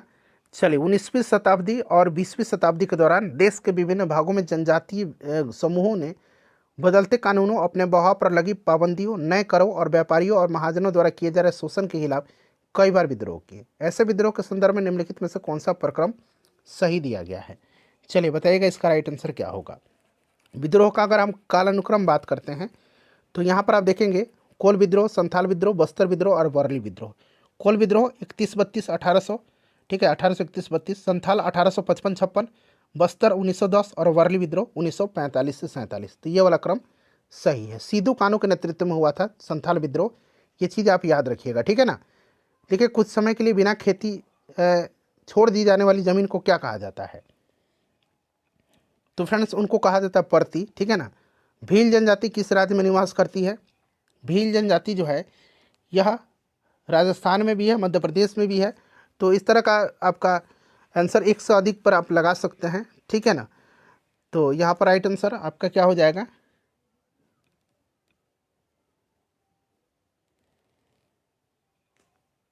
चलिए देखिए मध्य प्रदेश के जो घुमंतू लोग हैं उनको किस नाम से जाना जाता है, मध्य प्रदेश के घुमंतू लोग को किस नाम से जाना जाता है, तो इनको बीवर के नाम से जाना जाता है, ठीक है ना। तो यहाँ पर देखिए बीवर दिया गया है, इस चीज़ को आप याद रखेंगे। चलिए उसके बाद नेक्स्ट क्वेश्चन है हमारा घुमंतू खेती को, ठीक है ना, घुमंतू खेती जो है ना उसको पूछा गया है। चलिए उसके बाद नेक्स्ट क्वेश्चन है हमारा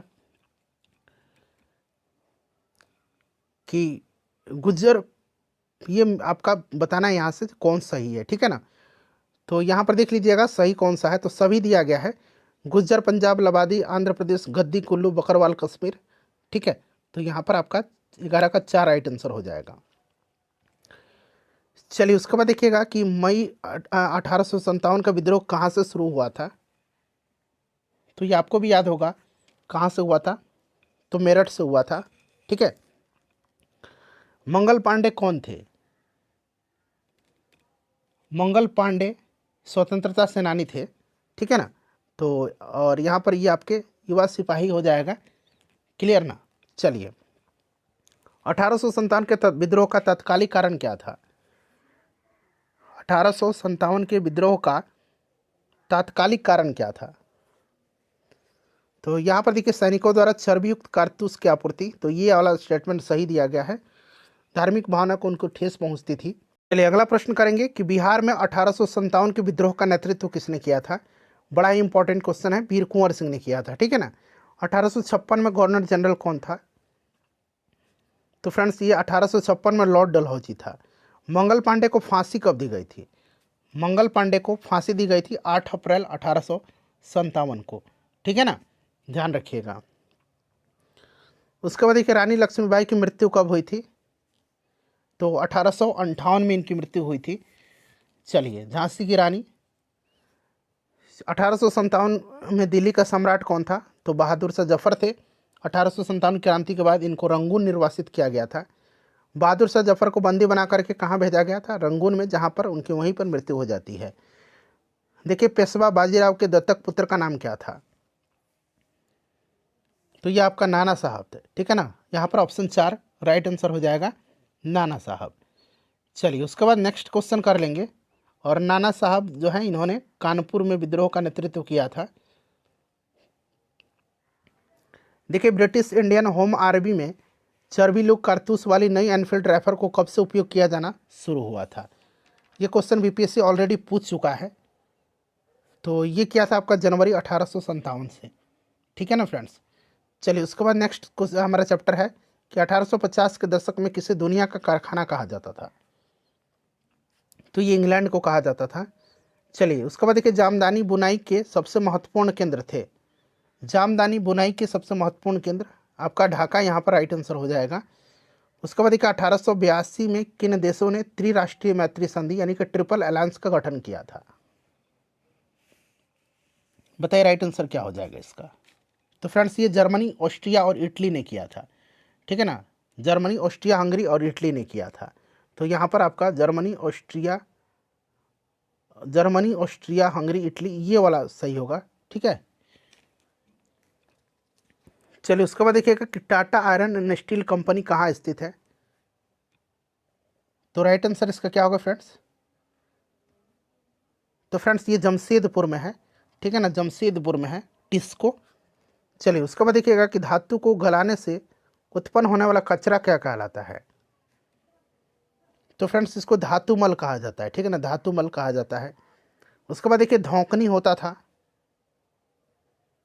नहीं छौंकनी होना चाहिए ना, छौंकनी क्या होना चाहिए, छौंकनी हवा में फूकने वाला यंत्र होता था, हवा में फूकने वाला यंत्र, ठीक है ना।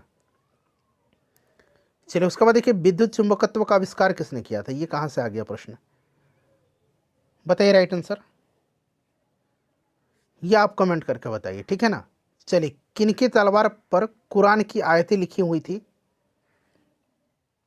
तो ये टीपू सुल्तान के, ठीक है ना। इसको शेरे मैसूर कहा जाता है, याद रखिएगा। चलिए उसके बाद देखिएगा कि भारत में पहली सूती कपड़ा मिल कहाँ स्थापित की गई थी। तो मुंबई में स्थापित किया गया था। इसकी स्थापना हुई थी 1853 में। कासव जी नाना भाई डाबर ने किया था, ठीक है। चलिए उसके बाद नेक्स्ट क्वेश्चन है हमारा, बम्बई हो जाएगा। ठीक है, औरंग मध्यकालीन भारत के लिए प्रयुक्त होने वाला एक शब्द था। तो ये गोदाम के लिए एक फारसी शब्द था औरंग। तो यहाँ पर राइट आंसर आपका गोदाम, जहाँ माल एकत्र किया जाता था। चलिए अगला चैप्टर है कि 1783 में किसे सुप्रीम कोर्ट में जूनियर जज के पद पर तैनात किया गया था। तो 1783 में विलियम जोन्स को किया गया था। एशियाटिक सोसाइटी ऑफ बंगाल की स्थापना किया है विलियम जोन्स ने, याद रखेंगे। चलिए सीखने के स्थान को अरबी भाषा में क्या कहा जाता है। सीखने के स्थान को अरबी भाषा में क्या कहा जाता है, तो इसको मदरसा कहा जाता है। बनारस हिंदू कॉलेज की स्थापना कब हुई थी, बताइए। बनारस हिंदू कॉलेज की स्थापना 1791 में, ठीक है ना। 1791 में बनारस हिंदू कॉलेज की स्थापना जोनाथन आपका डंकन एवं लॉर्ड कॉर्नवालिस के प्रयास से हुआ था। और 1916 में मदन मोहन मालवीय जी ने एनी बेसेंट के साथ मिलकर के इसका स्थापना किया था, ठीक है। तो यहाँ पर 1791 हो जाएगा। चलिए उसके बाद देखिए, एशिया की भाषा और संस्कृति का गहन ज्ञान रखने वाले लोग को कहा जाता था। तो इसको प्राच्यवादी, ठीक है ना, प्राच्यवादी। चलिए रविंद्रनाथ टैगोर ने शांति निकेतन जो है किस वर्ष शुरू किया था। शांति निकेतन इन्होंने 1901 में शांति निकेतन इन्होंने स्टार्ट किया था, ठीक है, याद रखिएगा। शांति निकेतन नामक संस्था की स्थापना कहाँ की गई है, तो फ्रेंड्स ये बंगाल में है। बंगाल में एक बोलपुर जगह है, वहीं पर यह पड़ता है। तो यहाँ कलकत्ता दिया गया है। अंग्रेजी शिक्षा ने हमें गुलाम बना दिया, यह कथन किसका है, तो यह कथन महात्मा गांधी जी का है, ठीक है ना। महात्मा गांधी जी का राइट आंसर हो जाएगा। उसके बाद 1854 के उड के नीति पत्र को और किस नाम से जाना जाता है, उड डिस्पैच के नाम से जाना जाता है। और भारतीय शिक्षा में इसको मैग्ना कार्टा भी कहा जाता है। इस चीज़ को आप याद रखिएगा, लॉर्ड डलहौजी के समय में इसको लागू किया गया था। चलिए वो व्यक्ति जो कई भाषाओं को जानकार और विद्यार्थी होता है क्या कहलाता है, कई भाषाओं का, तो उसको क्या कहा जाएगा, उसको कहा जाएगा फ्रेंड्स भाषाविद कहा जाएगा, ठीक है ना। चलिए उसके बाद देखिएगा अगला प्रश्न, किनका मानना था कि सृजनात्मक शिक्षा को केवल प्राकृतिक परिवेश में ही प्रोत्साहित किया जा सकता है, तो ये रविंद्रनाथ टैगोर का मानना है। चलिए वेद समाज की स्थापना 1864 में कहाँ हुई थी।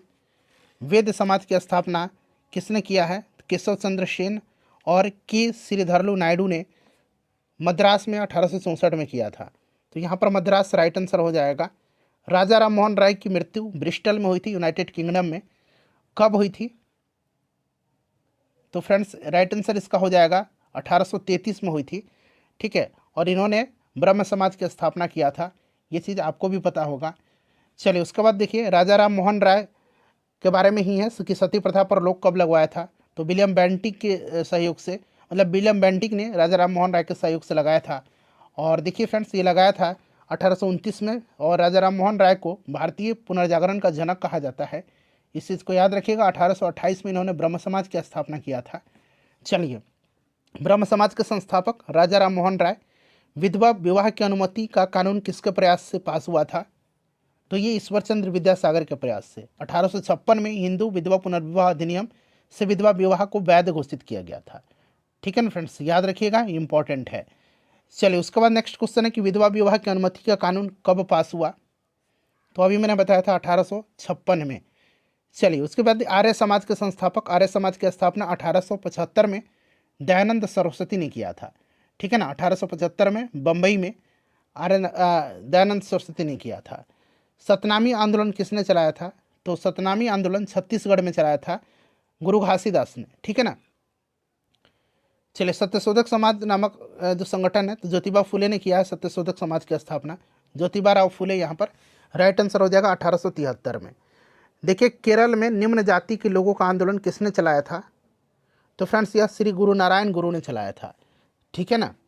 चलिए उसके बाद देखिएगा कि स्त्री पुरुष तुलना नामक पुस्तक जो पुरुषों और महिलाओं के बीच सामाजिक मतभेदों की आलोचना पर आधारित है, निम्नलिखित में से किस विद्वान के द्वारा लिखी गई है, तो ये लिखा गया है किसके द्वारा? ताराबाई शिंदे के द्वारा, ठीक है ना, ताराबाई शिंदे के द्वारा, याद रखिएगा।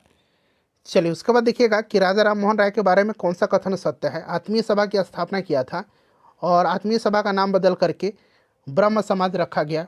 बताइए राइट आंसर क्या होगा इसका, बताइए करेक्ट आंसर इसका क्या होगा। तो दोनों सही दिया गया है, ठीक है ना। तो आइए यहाँ पर देखते हैं, तो 1 और 2 दोनों राइट होगा। चलिए भगत सिंह, सुखदेव और राजगुरु को फांसी कब दी गई थी? चलिए सभी लोग बताएंगे। तो इनको फांसी दी गई थी 23 मार्च 1931 को, ठीक है ना। चलिए भारतीय राष्ट्रीय कांग्रेस की स्थापना 1885 में एओ होम ने किया था। सब कुछ मैंने मॉडर्न हिस्ट्री में कवर कराया हुआ है। चलिए जलियांवाला बाग हत्याकांड 13 अप्रैल 1919 को हुई थी और कहाँ पर? अमृतसर में। असहयोग आंदोलन 1 अगस्त 1920 को स्टार्ट हुआ था। साइमन कमीशन भारत पहुंचा था 3 फरवरी 1928 को, बॉम्बे पहुंचा था। सविनय अवज्ञा आंदोलन की शुरुआत कब हुई थी? तो यह आपका सविनय अवज्ञा आंदोलन 6 अप्रैल 1930 को स्टार्ट हुआ था। हम शहीद दिवस क्यों मनाते हैं, बता दीजिए। भगत सिंह की जयंती, गलत है। क्रांतिकारियों को श्रद्धांजलि देने के लिए, बिल्कुल सही है, ठीक है ना। तो यहाँ पर ऑप्शन नंबर 3 यहाँ पर राइट आंसर हो जाएगा, ठीक है। 23 मार्च को शहीद दिवस मनाया जाता है और इसी दिन भगत सिंह, सुखदेव इन लोगों को आपको फांसी भी दी गई थी। मैंने आपको बताया भी था 23 मार्च 1931 को। चलिए तो मेनली हम क्रांतिकारियों को श्रद्धांजलि देते हैं, प्रतीक के रूप में नहीं मनाते हैं, तो इस चीज़ को आप ध्यान रख लीजिएगा। जलियांवाला बाग हत्याकांड को अमृतसर नरसंहार के रूप में जाना जाता है। रूस की क्रांति, विश्व इतिहास भी मैंने कवर कराया हुआ है, जाकर के देखिए, ठीक है ना। रूस की क्रांति 1917 में हुई थी। चलिए स्वतंत्र भारत के पहले गवर्नर जनरल भारतीय पूछा गया है, तो भारतीय कौन थे? सी राजगोपालाचारी थे। चलिए बंगाल का विभाजन, तो लॉर्ड कर्जन के समय 1905 में हुआ था। स्वतंत्रता हमारा जन्मसिद्ध अधिकार है, यह नारा किसने दिया है? तो ये बाल गंगाधर तिलक का है। चलिए निम्नलिखित में से किस एक आंदोलन ने भारतीय राष्ट्रीय कांग्रेस के विभाजन में योगदान किया, जिसके परिणाम स्वरूप नरमपंथी और चरमपंथी का उदय हुआ था? तो ये दरअसल स्वदेशी आंदोलन के चलाने को लेकर के तरीका जो था उस पर मतभेद हो गया था, जिसके बाद 1907 में सूरत जो अधिवेशन हुआ था उसमें नरम दल और गरम दल में कांग्रेस विभाजित हो गई थी। उसके बाद देखिए अनुशीलन समिति का मुख्यालय कहाँ पर है? अनुशीलन समिति का मुख्यालय बताइए कहाँ पर है? राइट आंसर इसका क्या होगा? तो फ्रेंड्स ये आपका यहाँ पर कोलकाता राइट आंसर हो जाएगा, अनुशीलन समिति, ठीक है ना। चलिए अनुशीलन समिति 1902 में बारिंद्र घोष, जतिंद्र बनर्जी और प्रमोथा मित्र के द्वारा किया गया था। चलिए फ्रेंड्स अगला प्रश्न करेंगे कि व्यक्तिगत सत्याग्रह गांधी जी के द्वारा स्टार्ट किया गया था। पहले सत्याग्रही विनोबा भावे थे, दूसरे सत्याग्रही पंडित जवाहरलाल नेहरू थे, तीसरे सत्याग्रही ब्रह्मदत्त थे। इस चीज़ को याद रखिएगा। यहाँ पर राइट आंसर हो जाएगा व्यक्तिगत सत्याग्रह स्वतंत्रता पाने के लिए नहीं था, बल्कि भाषण के अधिकार के मजबूती के लिए था, ठीक है। चलिए उसके बाद देखिएगा कि स्वतंत्र भारत को स्वतंत्रता कब मिली थी, तो ये सभी क्वेश्चन क्या कराना पड़ेगा क्या? चलिए 15 अगस्त 1947 को भारत का संविधान लागू हुआ, 26 जनवरी 1950 को, ठीक है ना। चलिए भारतीय संविधान का जनक किसे माना जाता है? तो बाबा साहब अम्बेडकर को माना जाता है। योजना आयोग की स्थापना कब हुई थी? तो ये आपकी स्थापना योजना आयोग की हुई थी कब? 50 में, और उसके स्थान पर अब नीति आयोग की स्थापना कर दी गई है। महात्मा गांधी की हत्या 30 जनवरी 1948 को की गई थी। 1956 में दूसरी पंचवर्षीय योजना किस पर केंद्रित थी? दूसरी पंचवर्षीय योजना किस पर केंद्रित थी? चलिए बताइएगा। 56 से लेकर के 61 तक चली थी, 1956 से 61 तक, ठीक है। बताइए राइट आंसर क्या हो जाएगा? तो फ्रेंड्स यह भारी उद्योग यहाँ पर करेक्ट आंसर हो जाएगा। उसके बाद देखिए कृषि जैसे विषय किस सूची में आते हैं? तो कृषि आता है आपके राज्य सूची के अंतर्गत, ठीक है। कृषि आता है आपका राज्य सूची में आता है कृषि, ठीक है। चलिए उसके बाद नेक्स्ट क्वेश्चन कर लेंगे। अगला प्रश्न है हमारा कि मसौदा समिति के अध्यक्ष कौन थे? मसौदा समिति के अध्यक्ष कौन थे? भीमराव अम्बेडकर थे, ठीक है ना। ड्राफ्टिंग कमेटी के। आंध्र प्रदेश अस्तित्व में कब आया था? भाषाई आधार पर गठित यह पहला राज्य था 1956 में। भारत का मूल संविधान किसके द्वारा हस्तलिखित किया गया है? तो फ्रेंड्स यह प्रेम बिहारी नारायण रायजादा के द्वारा, ठीक है ना। चलिए भारत का मूल संविधान हस्तलिखित किया गया हाथ से। चलिए उसके बाद देखिएगा कि 1956 में यूगोस्लाविया के ब्रियोनी में गुटनिरपेक्ष आंदोलन के संस्थापकों में से कौन शामिल नहीं था? तो इसमें नेहरू, उसके बाद मार्शल टिटो, कर्नल नासिर ये लोग थे। सुहार्तो इसमें नहीं थे। ठीक है ना फ्रेंड्स, ध्यान रखिएगा ऑप्शन नंबर यहाँ पर डी राइट आंसर हो जाएगा, ये सम्मिलित नहीं थे। चलिए उसके बाद देखिए अगला चैप्टर आ गया हमारा। अब मतलब हम लोग एससीईआरटी के क्वेश्चन को कवर करेंगे। ठीक है ना, एनसीईआरटी कंप्लीट हो गया। यहाँ पर आप देख सकते हैं कक्षा 8 पहला अध्याय आ गया कि पुनर्जागरण आंदोलन की शुरुआत कहाँ हुआ था। चलिए सभी लोग बताइएगा कि पुनर्जागरण आंदोलन की शुरुआत कहाँ पर हुआ था। तो ये इटली के फ्लोरेंस नगर से हुई थी। कहाँ से? इटली के फ्लोरेंस नगर से। इस चीज़ को आप याद रखिएगा, इटली के फ्लोरेंस नगर से। ठीक है ना फ्रेंड्स, इटली के फ्लोरेंस नगर से। चलिए उसके बाद नेक्स्ट क्वेश्चन करेंगे, इटली राइट आंसर हो जाएगा। यूरोप से भारत तक समुद्री मार्ग का खोज किसने किया था? तो ये वास्को डिगामा ने किया था। किसने किया था? वास्को डिगामा ने किया था। 1498 में यह भारत पहुंचा था। हिस्ट्री ऑफ ब्रिटिश इंडिया पुस्तक, तो अभी मैंने आपको बताया था जेम्स मिल ने इसको लिखा है। किसने लिखा है? जेम्स मिल ने इसको लिखा है। ठीक है ना, चलिए जेम्स मिल ने इसको लिखा है। चलिए फ्रेंड्स अगला क्वेश्चन कर लेंगे, एक मिनट रुक जाइए। हाँ चलिए, मतलब दूसरा चैप्टर आ गया, ईस्ट इंडिया कंपनी की स्थापना कब हुई थी? ईस्ट इंडिया कंपनी की स्थापना कब हुई थी? चलिए बताएंगे सभी लोग, आंसर कमेंट करिए कि ईस्ट इंडिया कंपनी की स्थापना सन 1600 ईस्वी में हुई थी।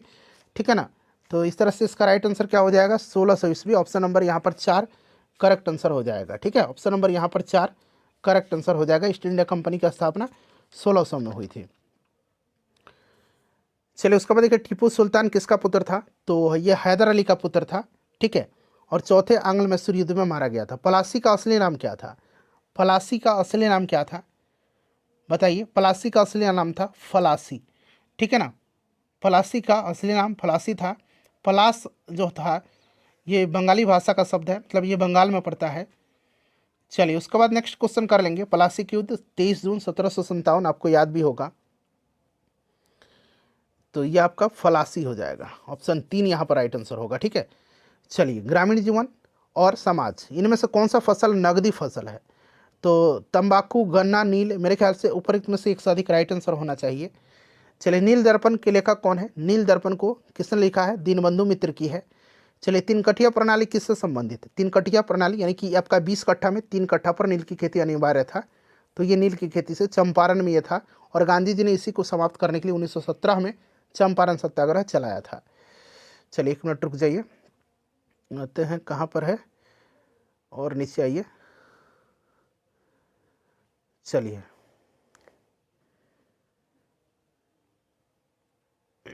1 मिनट रुक जाइए, 1 मिनट रुक जाइए।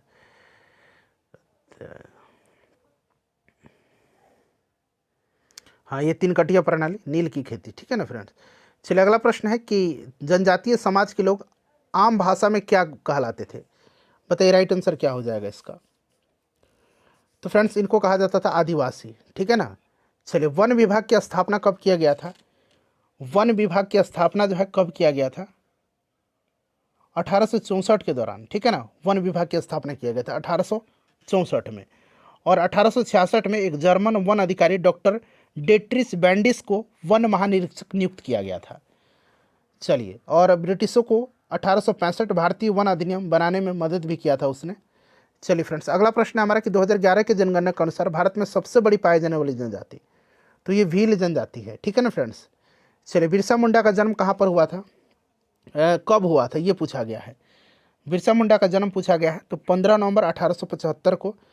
चलिए उसके बाद देखिएगा कि एलिजाबेथ कहाँ की महारानी थी? तो एलिजाबेथ इंग्लैंड की महारानी थी। ठीक है ना, भारत में सूती कपड़ा उद्योग का मुख्य केंद्र कहाँ पर था? तो मुख्य केंद्र था आपका गुजरात में सूती कपड़ा का। ठीक है, चलिए Tata iron and steel company की स्थापना, अब यहाँ पर मैं वर्ष आपको बता दे रहा हूँ क्योंकि सब कुछ हम लोग यहाँ पर कवर कर रहे हैं। ठीक है ना, 1907 में हुआ था, और इसकी स्थापना 1907 में हुआ था, Tata iron and steel company की स्थापना।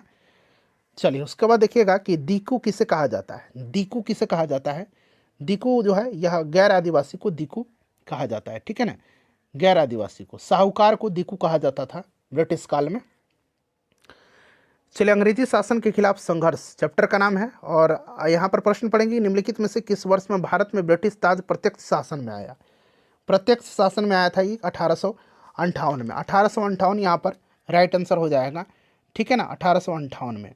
1857 के विद्रोह के बाद ब्रिटिश ईस्ट इंडिया कंपनी का नियंत्रण महारानी विक्टोरिया के ताज में स्थानांतरित किया गया था। देखिए भारतीय स्वतंत्रता के प्रथम संग्राम के रूप में मनाया जाता है, तो ये 1857 का विद्रोह है। चलिए, मंगल पांडे को खालिस्तान दिया गया, को बैरकपुर में ब्रिटिश अधिकारियों पर हमला करने के लिए फांसी दी गई थी। हो सकता है प्रश्न रिपीट हो जाए, लेकिन कोई बात नहीं, क्योंकि एनसीईआरटी और एससीईआरटी हम लोग अलग अलग कर रहे हैं, तो इस चीज़ को आप ध्यान रखिएगा। 8 अप्रैल 1857 को, ठीक है, 19 वर्ष की आयु में इनको फांसी दिया गया था। झांसी के विद्रोह का नेतृत्व किसने किया था? तो स्वयं रानी लक्ष्मीबाई ने किया था, और इसमें आपका अंग्रेज अधिकारी ह्यूरोज था।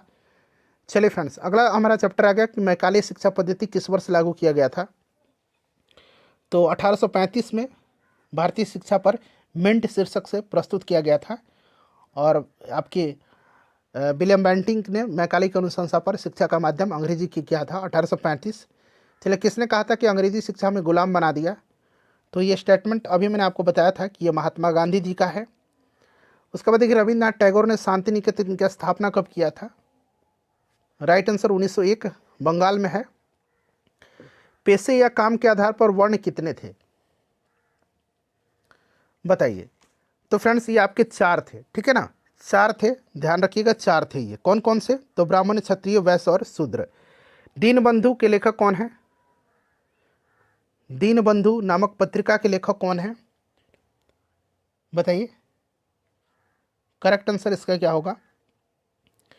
तो फ्रेंड्स, कृष्णराव भालेकर यहाँ पर राइट आंसर हो जाएगा, ठीक है ना, कृष्णराव भालेकर यहाँ पर राइट आंसर हो जाएगा। दीनबंधु नाम से बहुजन समाचार पत्र का इन्होंने प्रकाशन किया था। वैसे दीनबंधु अगर पूछा जाए उपनाम किसका है?